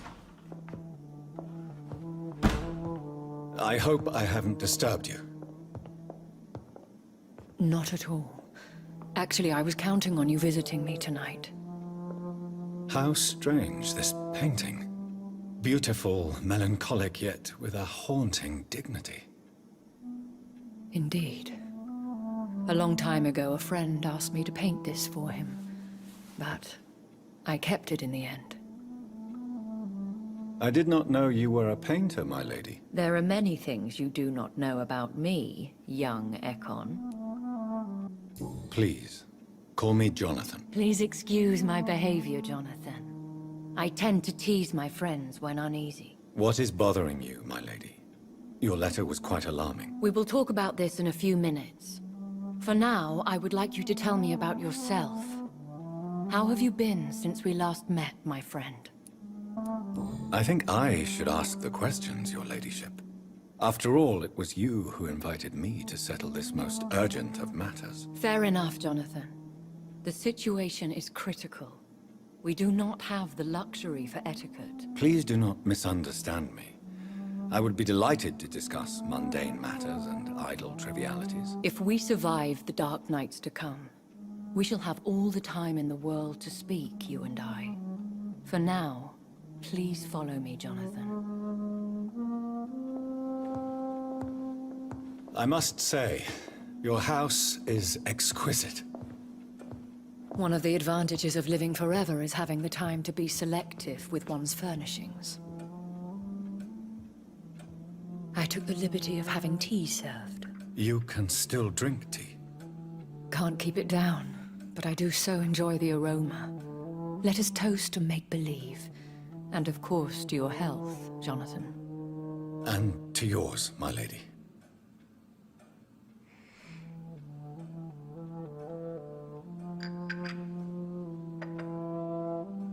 Please, call me Elizabeth.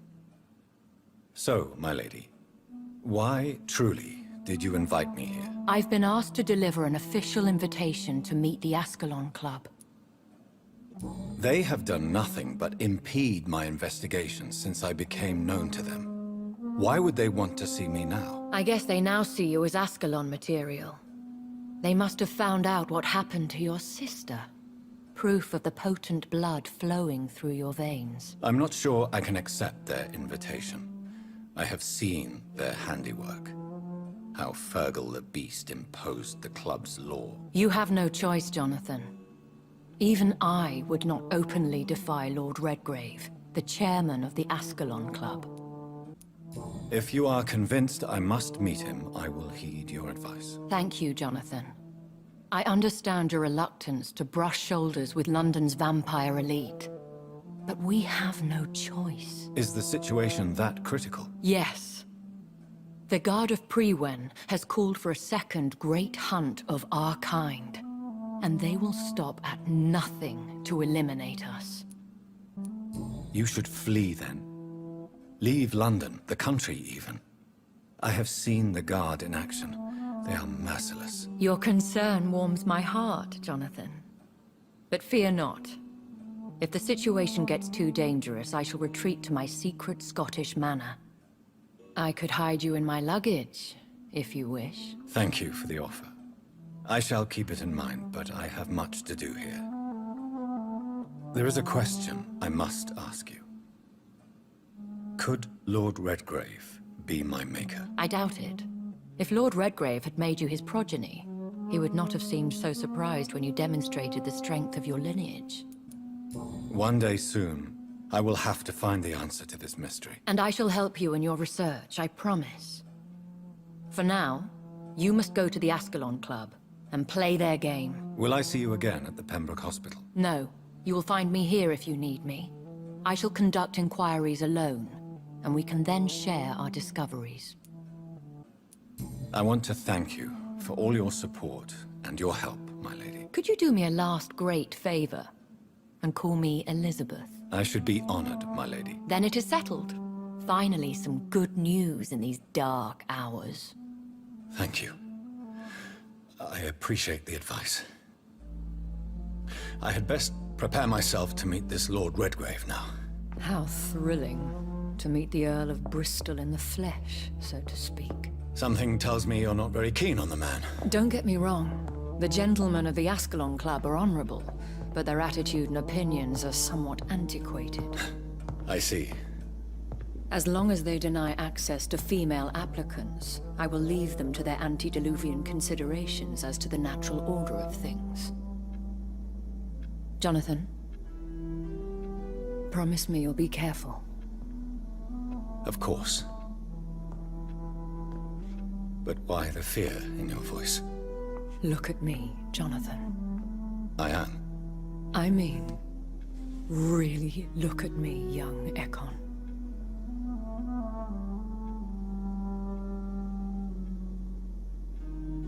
We may be deceptive by nature, but this heart of mine has always told the truth.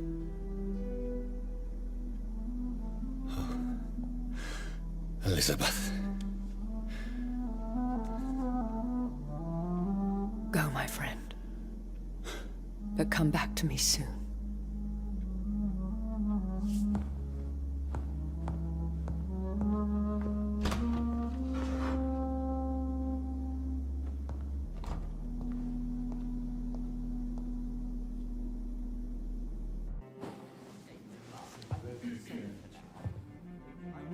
Good evening. We repel the intruders for now.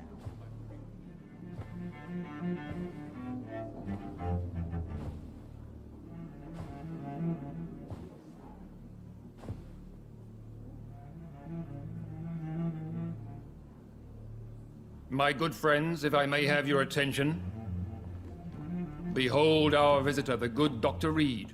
Newborn of blood so pure and strong that even my friend Fergal Bansher was no match for him.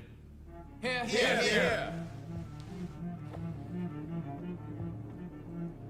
Come forward, young Ekon, for we have so much to discuss. Welcome to the Ascalon Club, Dr. Reed. I am Lord Redgrave, Earl of Bristol and chairman of this exclusive association. Lord Redgrave. At last we meet. I've been eager to make your acquaintance. I've heard some astounding things about you. Please accept my condolences for your loss, Dr. Reed. Thank you, my lord. Lady Ashbury expressed your wish to meet me. Yes. The lady has always been a useful acquaintance, though not always reliable. Is she a good friend of yours? She has proved to be helpful on many occasions. The centuries have taught me never to trust a woman completely, especially if she is a mortal. Too prone to emotions, if you ask me. Too fickle when it comes to important decisions. My lord, do not expect me to speak ill of Lady Ashbury. Of course not, and I praise your loyalty. Would you offer the same fidelity to the Empire? What do you mean? I speak of the Skull Plague that threatens London and the country. You have been on the front line in the East End, but the time has come to open up a second front here. The epidemic has escaped the quarantine. You have new cases of the outbreak. We don't know for certain, but we cannot allow the disease to threaten the prominent heads of Great Britain. Why do you suddenly need me? The Ascalon Club only recruits the best, and you definitely fit the bill. Your scientific and medical reputation alone would qualify you as a candidate. You want me to find possible sources of the outbreak in the West End. Is that it? Ah, straight to the point, like all eager newborns. We shall have time to talk about all this, Dr. Reed, but first, I should like to get to know you better. Talk? Is that the only reason you asked me here? Well, no. I also wanted to meet the intriguing Ekon, who made such a powerful progeny of his sister. You have not learned the name of your maker, am I correct? No, I haven't. Have no embarrassment, Dr. Reed. We all make mistakes. But whatever your lineage, you are definitely Ascalon material. What do you mean? I would like you to become a member of the Ascalon Club, and to serve me as such. I agree to join the club. This is good news. Good news indeed in these crucial times. Let's inform the Assembly formally, and proceed with your initiation. My initiation? Fear not. Nothing fancy nor dangerous. It is just that we, the members of Ascalon, believe that tradition and custom are the backbone of this country.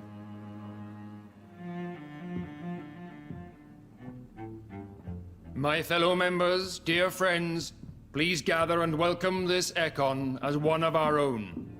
Is he worthy? Is his blood pure?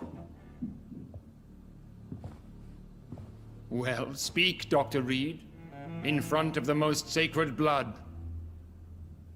The blood of our beloved William Marshall, speak now. Will you serve and protect the crown as he did? Yes, I will. Then, young Ekon, it is time to testify with your blood. It is time to sign the Book of Allegiance. I know it's awfully gothic and a tad pedantic, but England's traditions are the backbone of our nation.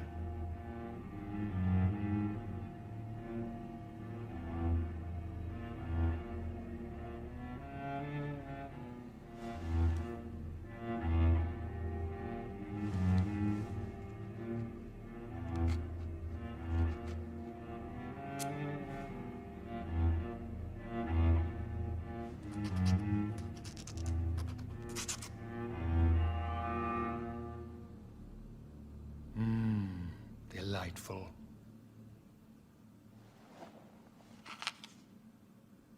Welcome to the Ascalon Club, Dr. Reed. Take your place among the bearers of the lance. One of us! One of us! That went well, did it not? It is always useful to bolster the troops' morale, especially before a difficult battle. You have the makings of a general, my lord. I was, though very long ago. Well, not quite a general, but a proud defender of the crown. So why did you really want to meet me? Straight to the point again, young Ekon. All right, let's talk, you and I, Lance Bearer. I'm listening, my lord. According to my spies, you have worked with Dr. Edgar Swansea on the epidemic, and your findings were quite alarming. Yes, I'm convinced the recent invasion of frenzied Skulls in London is directly linked to the epidemic. This is not the Spanish flu, but something else. I would be glad to hear more of your discoveries, Dr. Reed, but for now, my main concern is the security of London's inhabitants, both mortal and immortal. What do you mean? Alarmed by the epidemic, The Guard of Priwen has started a war against us British vampires. To appease the situation, we must eradicate the Skulls. I have met peaceful and wise Skulls. To exterminate them means we are no better than vampire hunters. Skulls are hideous, shameful creatures that give all Ekon a bad name. So, what do you want me to do? I want you to investigate the city thoroughly. I have reason to fear there are cases of contagion in this part of town. Our absolute priority is to find and cleanse them. And how would you like me to proceed? By all means necessary, Dr. Reed. You are now a member of the Ascalon Club and you have carte blanche. Interrogate the locals, follow all the leads you find, and get results.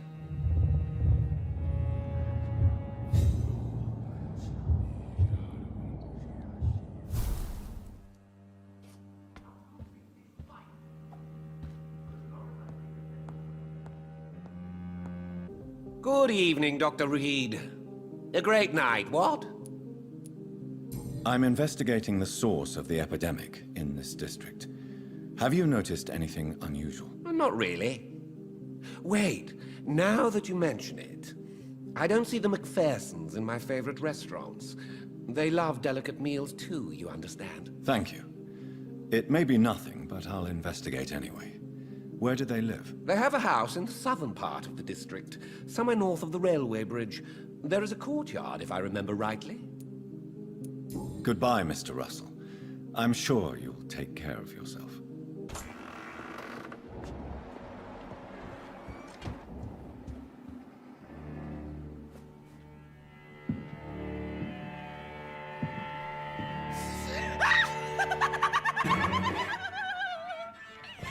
You thought I was dead too, didn't you? No, I was just pretending. Doris told me I could have been a great actress. You killed your family. They mocked my talent.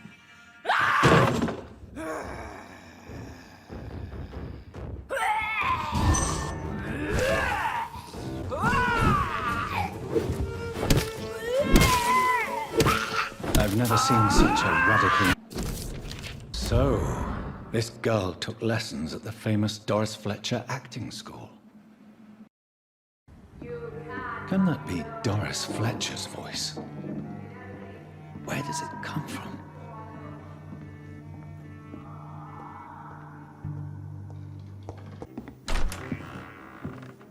Who are you? You who dared enter my realm. Are you here to worship or mock me?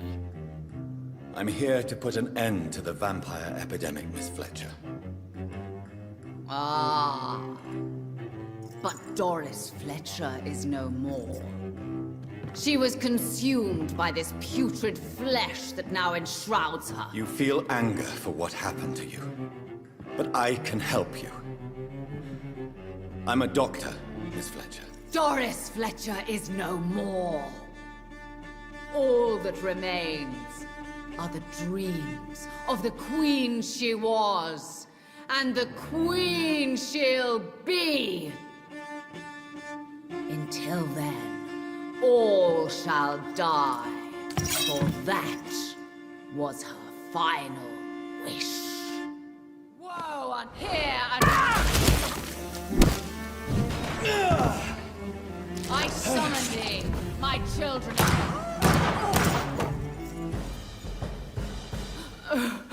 Wait. I beg you, wait. What? I don't want to die. And I did not come to kill you, Miss Fletcher. Will you spare me then? Save this cadaverous carcass of mine. Does your heart beat a little faster now? You fancy me then, Doctor? No, Miss Fletcher. My dead heart will beat for only one. Ah! Is she pretty? Is she sweet and tender? To me, yes. Ah! I hate her already. I know. And this is partly why you must be destroyed. But you just said That I did not come here to kill you, yes. But I realize now the threat you embody must be stopped.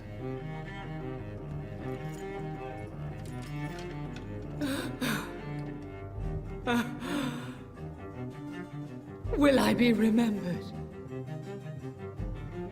Will you? You were Doris Fletcher, the greatest actress of her generation. No one can take that from you. Thank you. And farewell. Ah! Ah! Ah!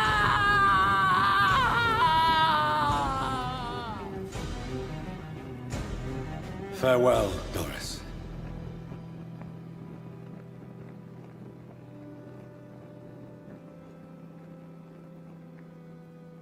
Bravo! So dramatic. I love it.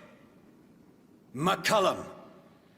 How strange I seem to find you whenever I'm inquiring about that Skal infestation.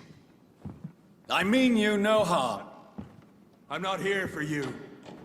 But once I put all the pieces of the puzzle together, I'm sure we'll have a little chat, you and me. Stay away from me, McCullum. You and all your war dogs. That I can't guarantee, Dr. Reed. But I'll let you go. For now. I should probably leave the theater right now. Lord, give us strength. Elizabeth, what are you doing here? I've been formally asked to witness your triumph, my dear.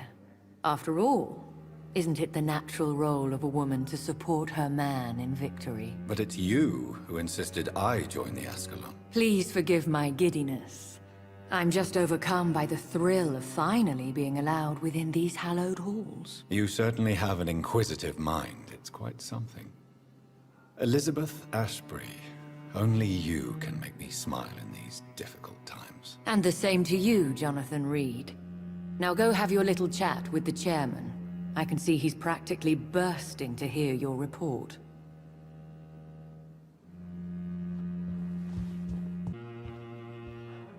Welcome back to the Ascalon Club, Lance-Bearer. Please, tell us the good news. Have you put an end to the epidemic? My hypothesis was correct. Doris Fletcher was the source of the contagion in this part of town. She was probably the first to be infected. And you cleansed her before the hunters, I've been told. Well done, Dr. Reed. You thrust your lance and pierced the very heart of the corruption. But some questions remain. The important thing is, we won a major battle for the survival of London.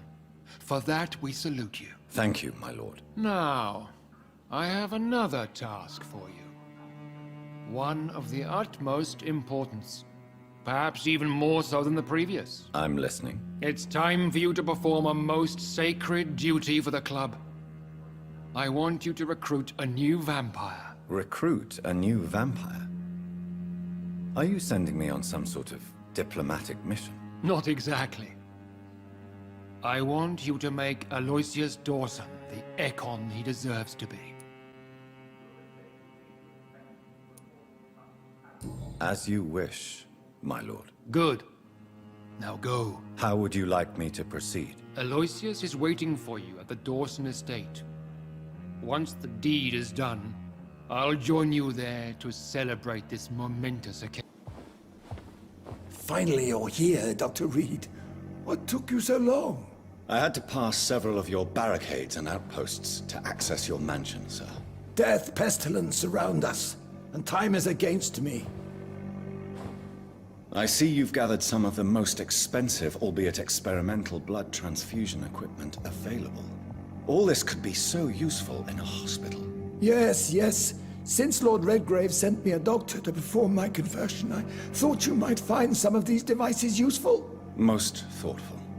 But tonight I'm not here as a physician. But I feel reassured that a specialist such as yourself would help me to escape the Reaper. Very well. But before I proceed, I have a few questions for you. If you must, but be quick, for I don't have much time left in this life. First of all, I need to be sure that you know exactly what is going to happen to you, sir. I can assure you I'm as informed as any man can be. I have planned for this moment, Dr. Reed. Planned very carefully.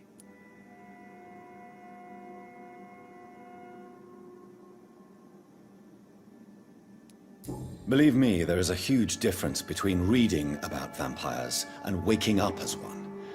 I learned that myself the hard way. Oh my God, man, stop your whining. I don't have time for your pointless jibber-jabber. Let's move on then. Please, I'm cold and tired. I feel my life waning with every moment. But first, before you embrace immortality, what would you do with such a gift? That's a rather impertinent question, Dr. Reed, and I will do as I please. Answer me all the same. What will your first action be as an immortal? To save London, I will finance the most efficient quarantine ever seen. I will build a wall that will separate the sick boroughs from the healthy ones. I've heard enough. It's time to proceed. At last! All right, do what you have to do. If it hurts, so be it. I've been preparing such a long time for this.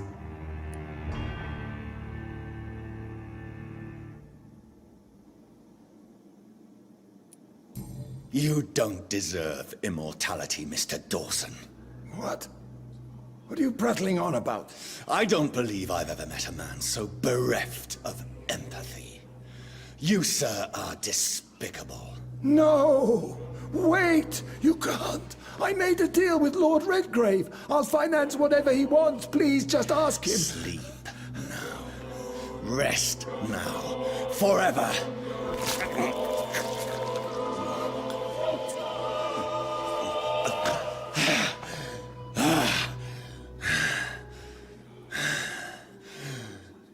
I would have lived forever. Who are you to decide my fate? Who gave you the authority?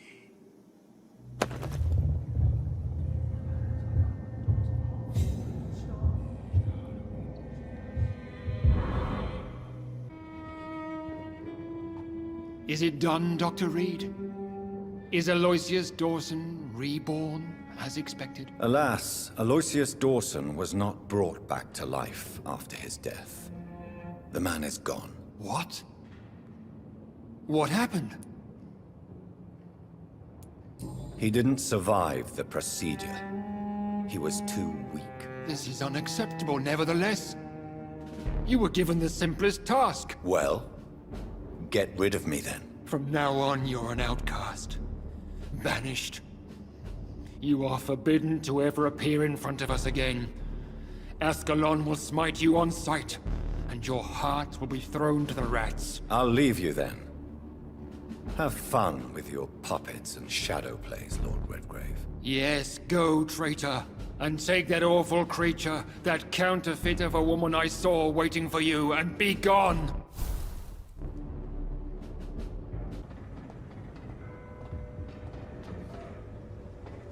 We meet again at the strangest of times, young Ekon. So do you serve the Earl of Bristol now? Old Bridget. What are you doing here? Your friend, the wise Ekon. She sent me to warn you. Lady Ashbury? You know her? Tell me what's going on. The lady approached me but a few nights ago, wanting to meet the sewer skulls. Once she questioned Harriet Jones. She agreed to help us. Harriet Jones is still with you then? How is she doing? Harriet remains angry, but is recovering slowly. Her mind is twisted, but at least her body is healing. Tell me what is going on. The lady asked us to keep an eye on your mortal doctor friend while you were away. We spotted the hunters. They were discussing plans to attack tonight. No time to lose then. I must go there right away. I shall return to my den. Have you a message for the lady? Should I see her before you? Yes. Tell her I love her. Is this still unknown to her? Go now and take care, young Ekon, for the flames are rising.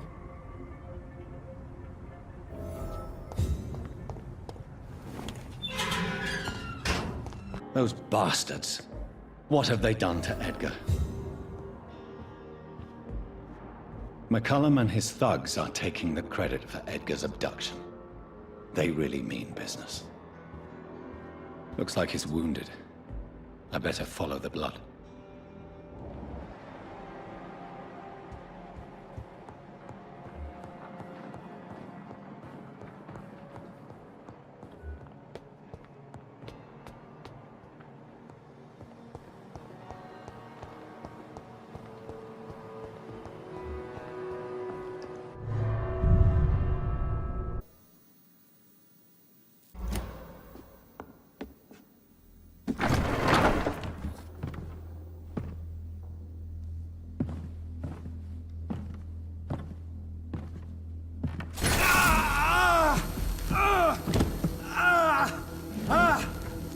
Ultraviolet curtains and orichalcum powder.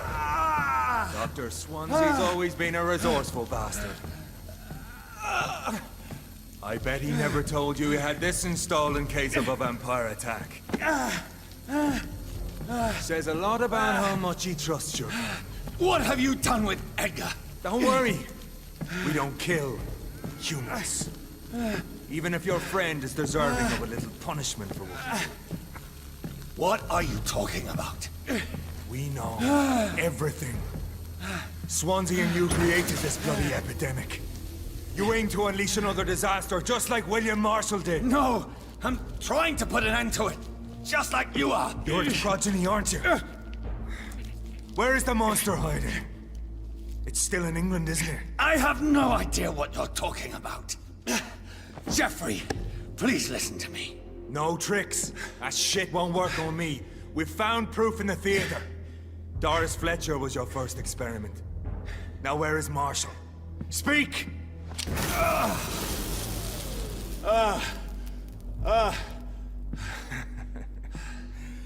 So much for modern technology.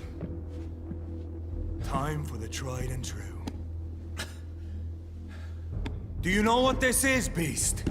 This is a drop of King Arthur's blood. The blood of a true defender of Britain. Stronger than your evil powers.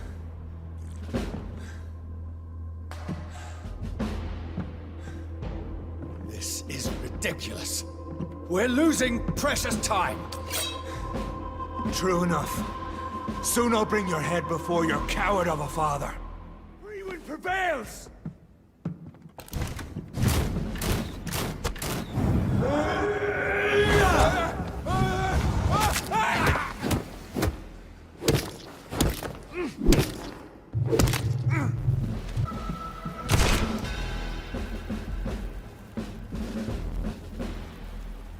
We are the guardian of justice. Priwen shall prevail. You can't accept the fact we're not enemies, can you? We always have been, and we always will be. Of all the evils that threaten mankind, your kind are the worst.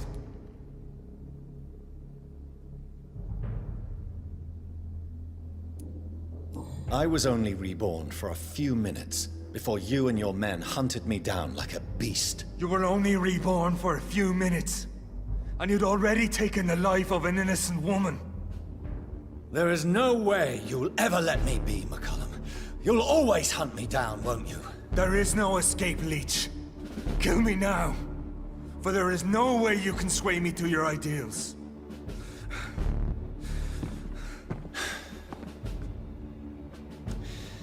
That's where you're mistaken.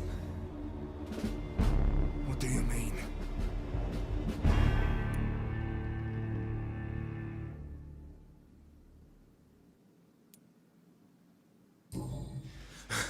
I'll make you a vampire.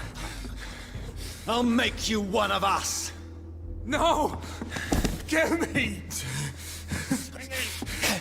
Prepare yourself, Hunter. You're about to be hunted, just like me. No! No! When I kissed my poor man goodbye, I had no idea what I was doing. But now I do. Consider this my kiss of Judas.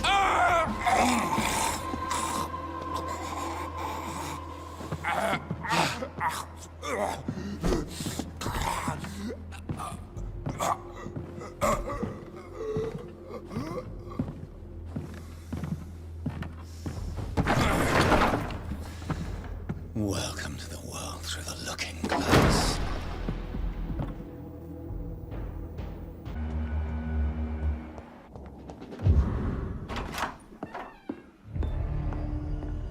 Edgar. Edgar, can you hear me? Jonathan, is it really you? Easy. Easy. Save your strength. I'm getting you out of here.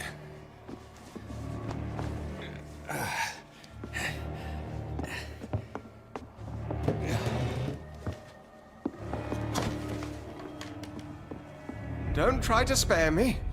As a physician, I know all too well when it's too late.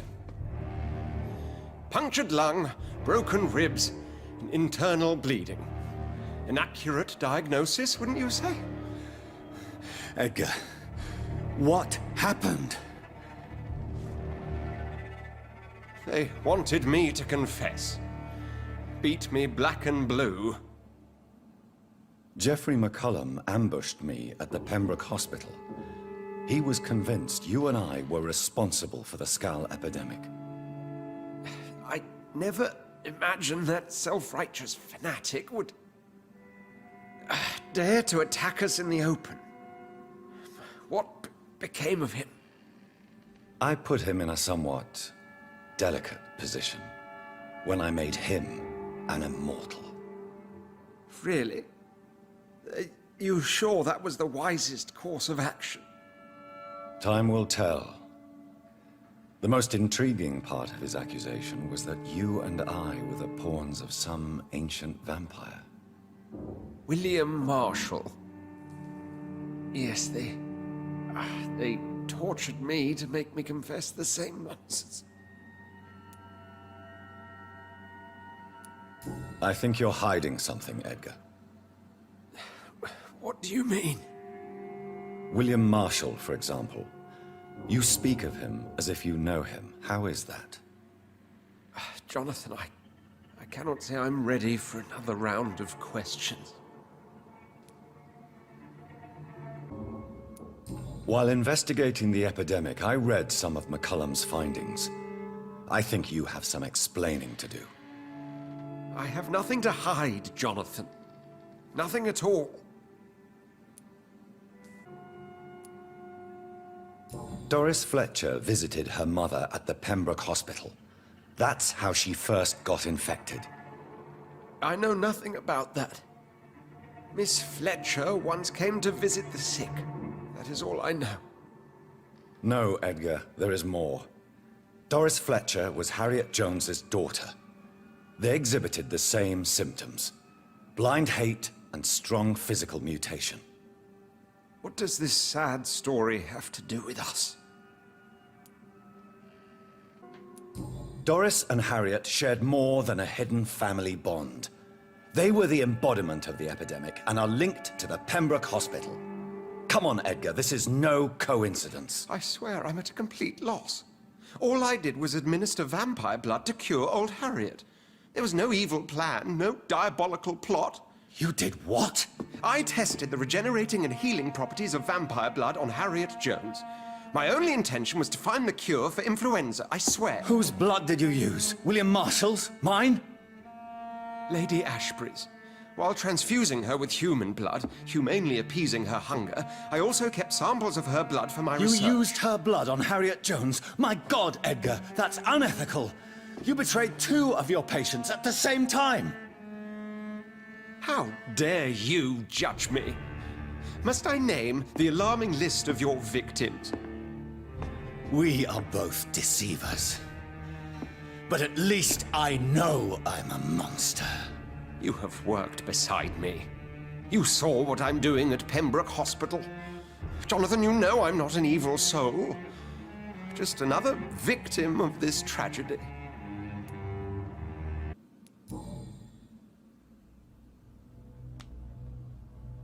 Yes, your death is imminent, Dr. Swansea. But I swear, it will be quick. I already told you to call me Edgar. Am I no longer your friend? I believe you never have been, sir.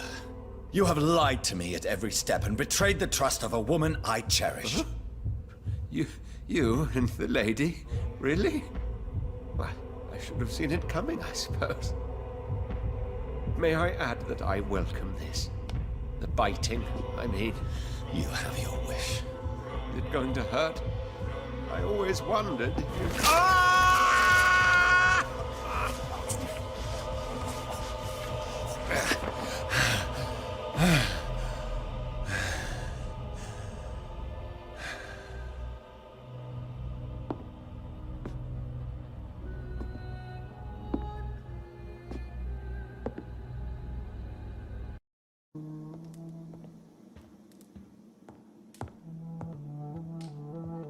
What good fortune brings you back to me, Jonathan? What is it, my dear? I'm afraid it's bad news, Elizabeth. The worst, actually. Please, speak up. Edgar is no longer in McCullum's grasp. I resolved that matter. Where is our good friend now? Is he well? He was mortally wounded. I put an end to his misery. That is terrible, Jonathan. And yet you did what you must. The poor man. Edgar Swansea was responsible for the Skull epidemic, Elizabeth. It was he who unleashed the deadly scourge upon London. What? Are you certain? This is the most terrible accusation of all. He confessed everything to me. He sought to cure the disease, to exploit vampire blood to stop the epidemic. But he unwittingly gave birth to a catastrophe. All those poor victims. How could he do it? What happened? Edgar gave no heed to ethics. His theory could have been proven to be correct, but he abused the confidence of his patients to test it. I must say I'm shocked, Jonathan. Who would have thought it? And the poor patient. Let me guess. It was Harriet Jones, was it not? Yes. That explains how Doris Fletcher was infected, and how she became an Icor. She secretly visited her mother at Pembroke. Then we have no choice. We must act quickly, Jonathan. We must return to the sewers and put an end to the threat poor Harriet embodies. I have one more matter to discuss with you. Harriet Jones was the primary case, but do you know what a healthy carrier is? There is a tone in your voice that frightens me, Jonathan. What are you trying to say? It was your blood Edgar used for his experiment on Harriet Jones. What?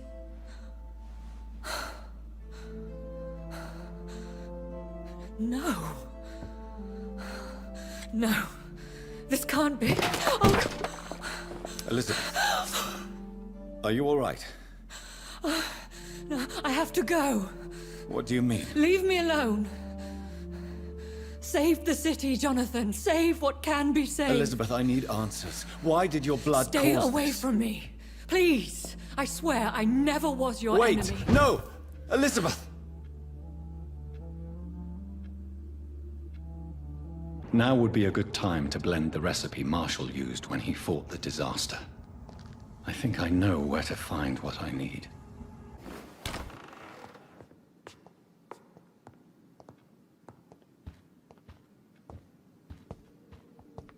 Good evening, Lord Redgrave. What are you doing here, traitor? I shall smite you for this audacity. I'm not here to bicker, Lord Redgrave. I can put an end to this epidemic, but I need your assistance to do so. Good. We've held out thus far, but the time has come to put an end to this crisis. Tell me, what do you need? The blood of William Marshall. The blood of William Marshall? Of my maker? Are you mad? This blood is the purest of all. My maker proffered it to me on the battlefield. I cannot hand it to you.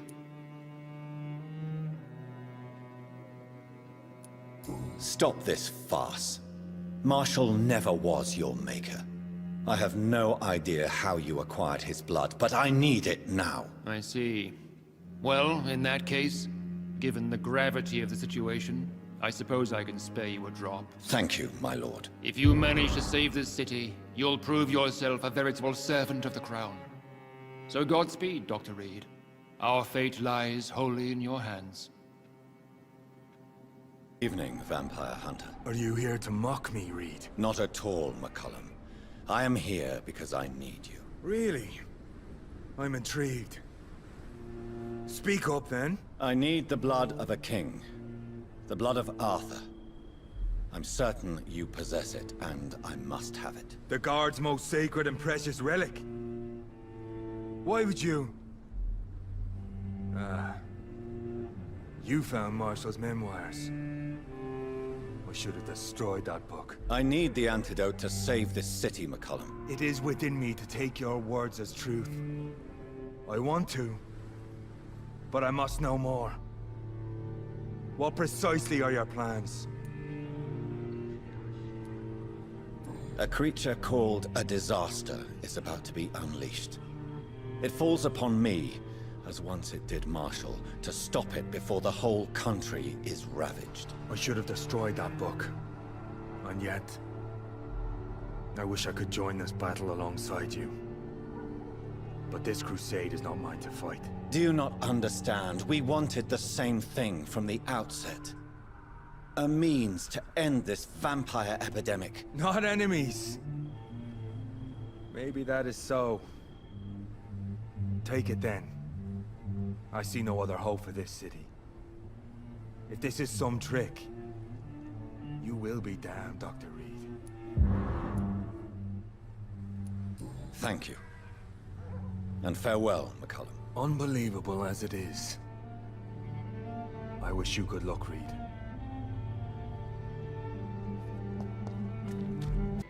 There it is. Insulin.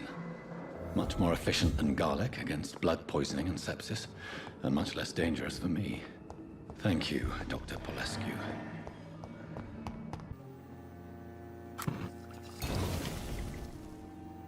The blend seems stable. Time to go and find Harriet in the sewers.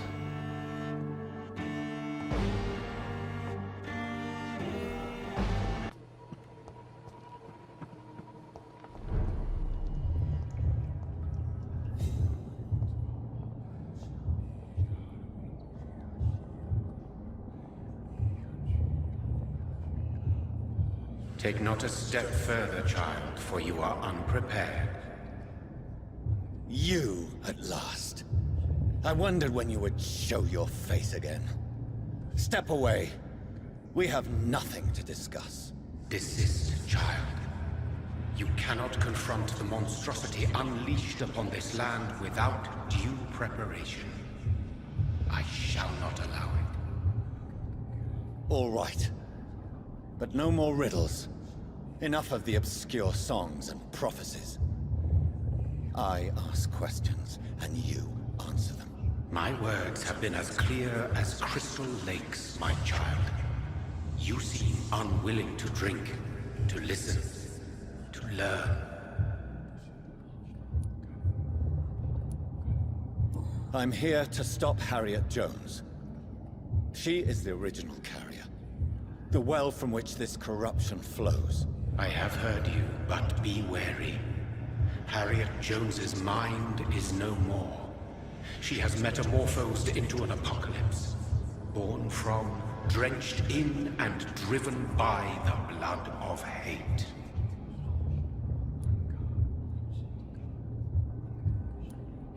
I only wish to know how to put an end to this epidemic. To perform an act so noble, you must protect yourself from its poisonous kiss, my child. I know. McCullum used such a serum when trying to kill me. However, I have produced a more efficacious version of the antidote. Your final task awaits you at the end of these tunnels. I've known for ages you were worthy of this challenge. My champion, Bittersweet. You tricked me. My sister died for your schemes. I have brought suffering and tragedy into this world. I am not, nor will I ever be your champion. Very soon you'll come to know that sacrifice is sometimes necessary. I understand the grudge a child bears towards his father and mother. Be brave, my child.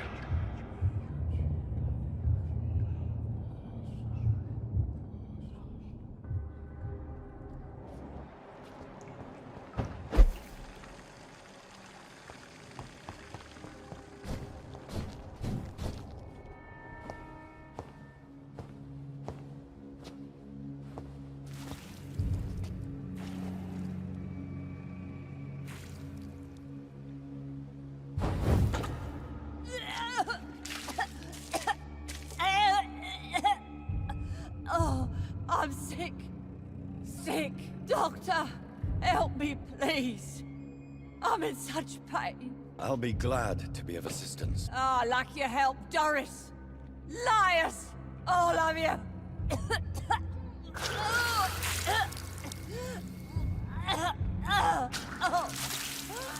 My poor baby. I've been such a bad mother. But the Queen herself forgave me. Gave me another chance. Harriet, you must stop all of this. I can't let you infect anyone else. How dare you interfere with the Red Queen's plans, Doctor? How can you stop the course of nature?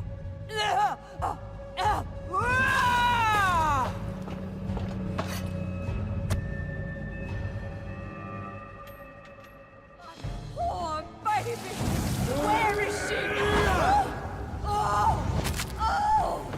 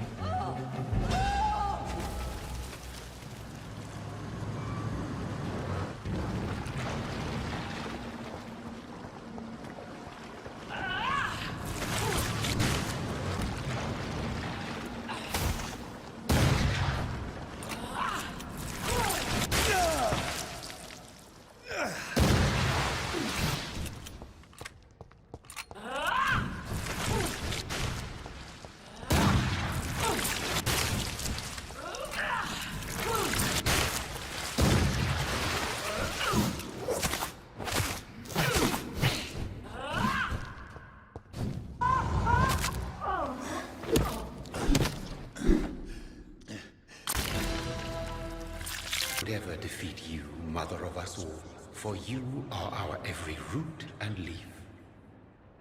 You've always been my most amusing son. Then go back to sleep, my queen, and smile at us from your dreams. Did they do my wrath? Have they suffered enough? More than ever, mother of us all. Until the next time. Until the next time.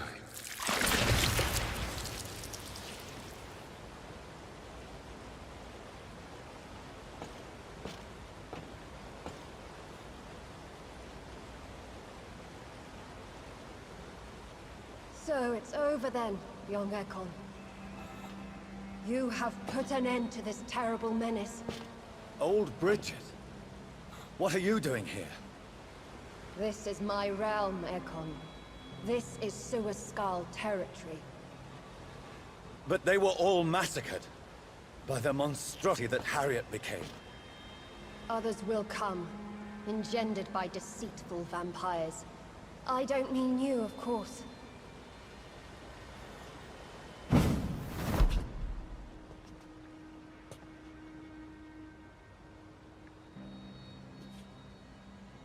I thought you'd been slaughtered, with all the other Suaskals. I was up above, in search of help when Harriet suddenly turned into that thing. I have no idea what it was. It's all over now. The epidemic has been stopped. Yes, You prevailed in the end.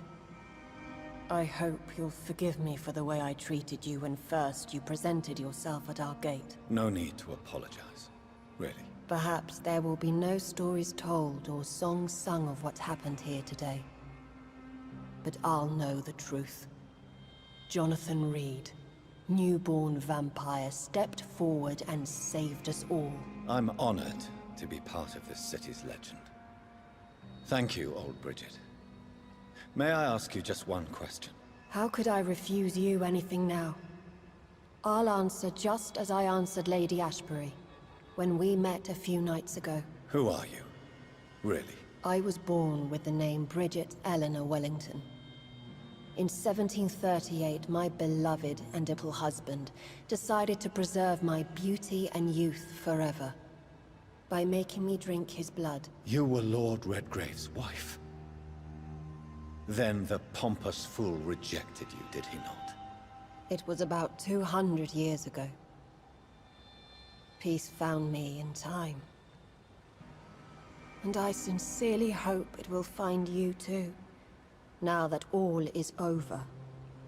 No, it's not over. I may have ended the vampire epidemic, but I still need answers from the woman I love. I feared you would say that. Go then, young Ekon, and face your fate.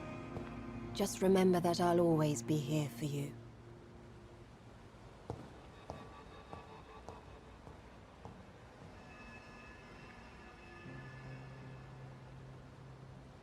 London has been cleansed.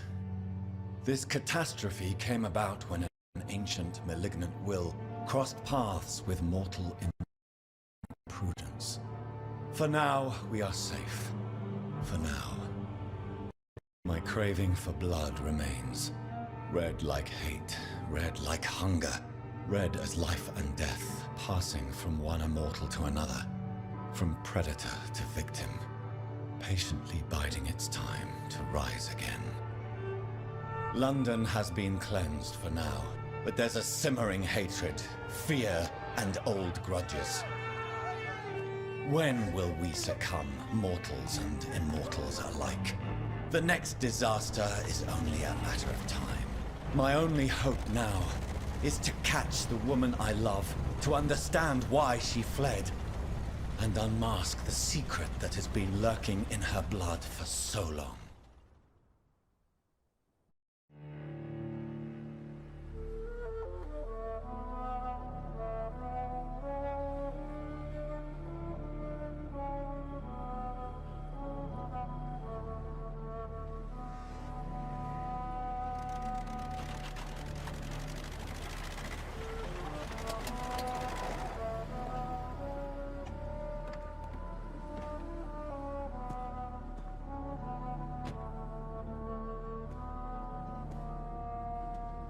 Well, this is it. Lady Ashbury's domain. Why am I not surprised it's not on any maps? I'd better hurry.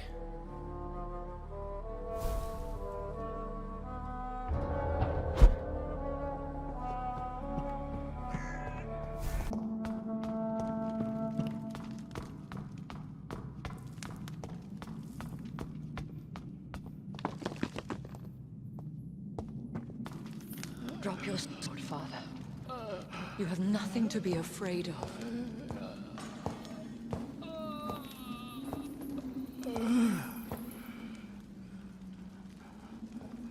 Shall we abandon this then? Shall we lower our heads? No. Never. You taught me that. Blood is approaching. Old but young. How strange. Shall I drink it? Smite it? No, Father. He is a friend. Please, rest.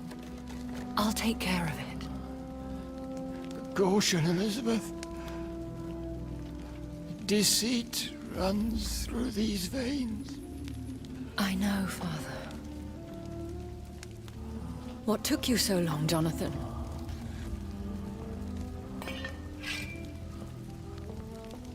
Is this really him? Yes. This is William Marshall, 1st Earl of Pembroke, servant of 5 mortal kings, former regent and savior of England. The greatest knight who ever lived, according to some. And you called him father? For he gave me eternal life, and much more. I have so many questions, Elizabeth. You always had questions, Dr. Reed. Now that I stand before you both, in this vault, I know not where to begin. We still have a few minutes left. I have destroyed the disaster, this creature that Harriet Jones had become. The epidemic is no more, and London will recover. In time. I never thought I'd say this, but I think London's last hope is in Prewen's hands. To stem the epidemic, many districts must be cleansed. Mortals defend their interests as we defend ours. It is only natural. I cannot bear knowing I was the cause of all this, through the use of my own blood. No. This catastrophe was the result of unethical experimentation, and the will of a creature so inexplicably evil. She exceeds all the terrible wonders I have seen since my death. But it was my blood all along. My corrupted blood of hate. The poisoned blood of my father. A healthy carrier. That's all I am. William Marshall infected you. He is the true, original carrier. Yes. But he saved me by sacrificing himself. Saved you? How? The tears of angels. The cleansing of impure blood by an older, more powerful blood. It worked on me, did it not? Yes. Blood is the definitive key to our species. Scowls, cleansing, lineage. Do you really think it worked? It has, Jonathan. I was nothing but a beast who took pleasure in slaughter. I roamed across Europe, reaping my bloody crop. It was the blood of hate. But my father's antidote cured me. You should have told me. No, Jonathan. The William Marshall myth lies at the heart of so many hostile plans. I could not risk jeopardizing his safety. So why did you come here? You knew I would follow you. I can't let you go. Because I know now the blood of hate is still in my veins. No one but I can put an end to this tragedy. I can help you. You can trust me, Elizabeth. I know, Jonathan. You have been the most loyal ally these last few weeks.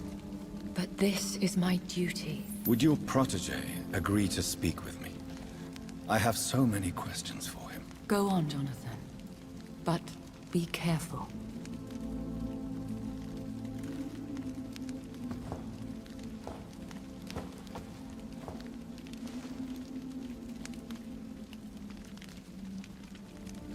Yes? Sir William. My God. You really are William Marshall. You served Richard the Lionheart and his brother, King John. It is such a privilege to meet you. I did in my day. Come closer if you want to speak.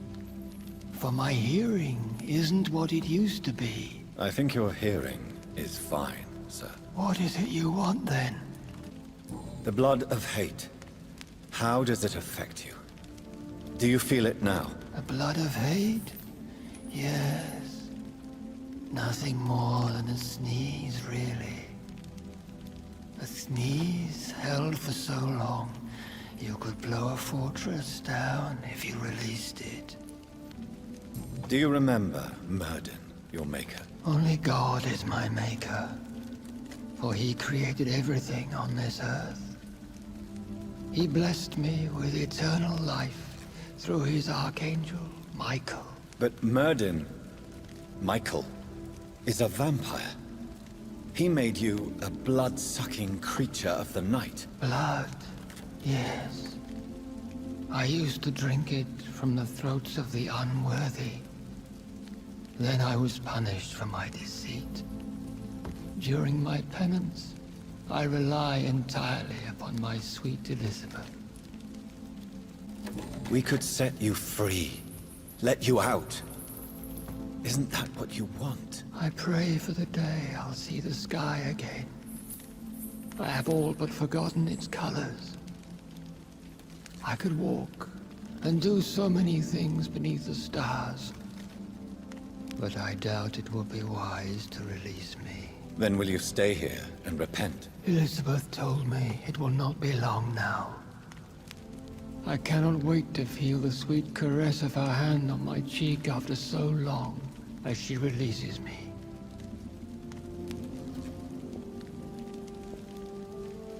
Has the time come? Yes, Father. Why not unleash me then? To see the sky a final time. You already are the sky, and all its stars. I'm not defeated, for I welcome the sword you bear, for it is mine. You were never defeated, my lord.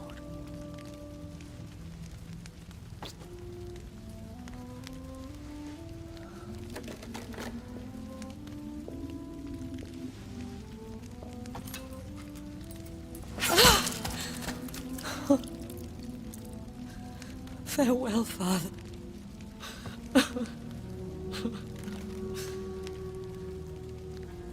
And to you also, Jonathan. What do you mean? I can't stand what I've become. This healthy carrier, as you put it. The flames will purify the poison that runs in my veins. No! I won't allow this to happen. I am death, Jonathan. Wherever I go, I can't stand it. Who cares? We are vampires. We are death. No, Jonathan. I won't bring another disaster into this world. I can't lose you, Elizabeth. Even if it means putting the whole world at risk. How can you say such an awful thing? Where is the Jonathan I once saved from a scowl in this abandoned factory? I'm not that frightened man anymore. I've learned so much. Done so much. I see. So there is nothing worth living for in this world anymore. Farewell, my love. Farewell.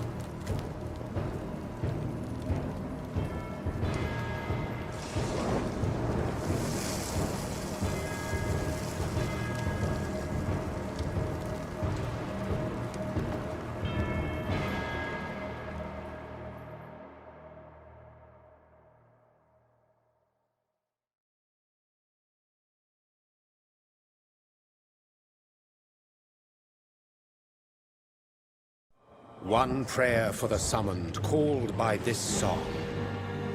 Child born from darkness, whose path he must find. Now the song is sung and your path chosen. England is safe, the price paid most dear. But what do you care? You are the one who keeps killing. You've chosen your path, my fallen champion, like others before you. Prey to lust and desire, slave to the everlasting thirst. My queen sleeps once again, and I'll soon join her slumber. Until, alas, she rises, woken by the hunger never fed.